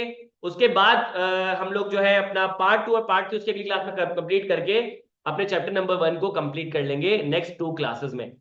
चैप्टर नंबर 1 कंपैरेटिवली बड़ा है, सही है। चैप्टर नंबर 2 कंपैरेटिवली बड़ा है, चैप्टर नंबर 4 बड़ा है, सही है, और 10 बड़ा है। आपके पास चैप्टर नंबर 3 काफी छोटा है, एक क्लास में हो सकता है। चैप्टर नंबर 6 एक क्लास का है, चैप्टर नंबर 7 एक क्लास का है, चैप्टर नंबर 8 जो है वो 1.5-2 क्लास का है, चैप्टर नंबर 9 1.5-2 क्लास का है। तो कुछ चैप्टर आपके 6 घंटे मिलेंगे, कुछ चैप्टर आपके 2 घंटे मिलेंगे। तो मिल मिला के हम 30 घंटों में, 35 घंटों में अपना कोर्स कवर कर लेंगे। सही है। इसके अलावा जो हमें चाहिए होंगे मजीद 10 घंटे, वो हमें चाहिए होंगे प्रैक्टिस के। तो 45 आवर्स में आपका कोर्स हो जाएगा इंशाल्लाह कंप्लीट, और आपके पास कोई एम्बिग्विटी नहीं बचेगी इंशाल्लाह, और you will pass your paper. किसी का हो जाएगा, आराम से हो जाएगा। क्लास ऑफ जी क्लास ऑफ हो गई है। किसी का कोई सवाल है तो बता दें। सर आप Q&A सेशन कब रखेंगे? यार मैं Q&A सेशन इंशाल्लाह जिस दिन क्लास अगर नहीं हुई ना उस दिन रख लूंगा।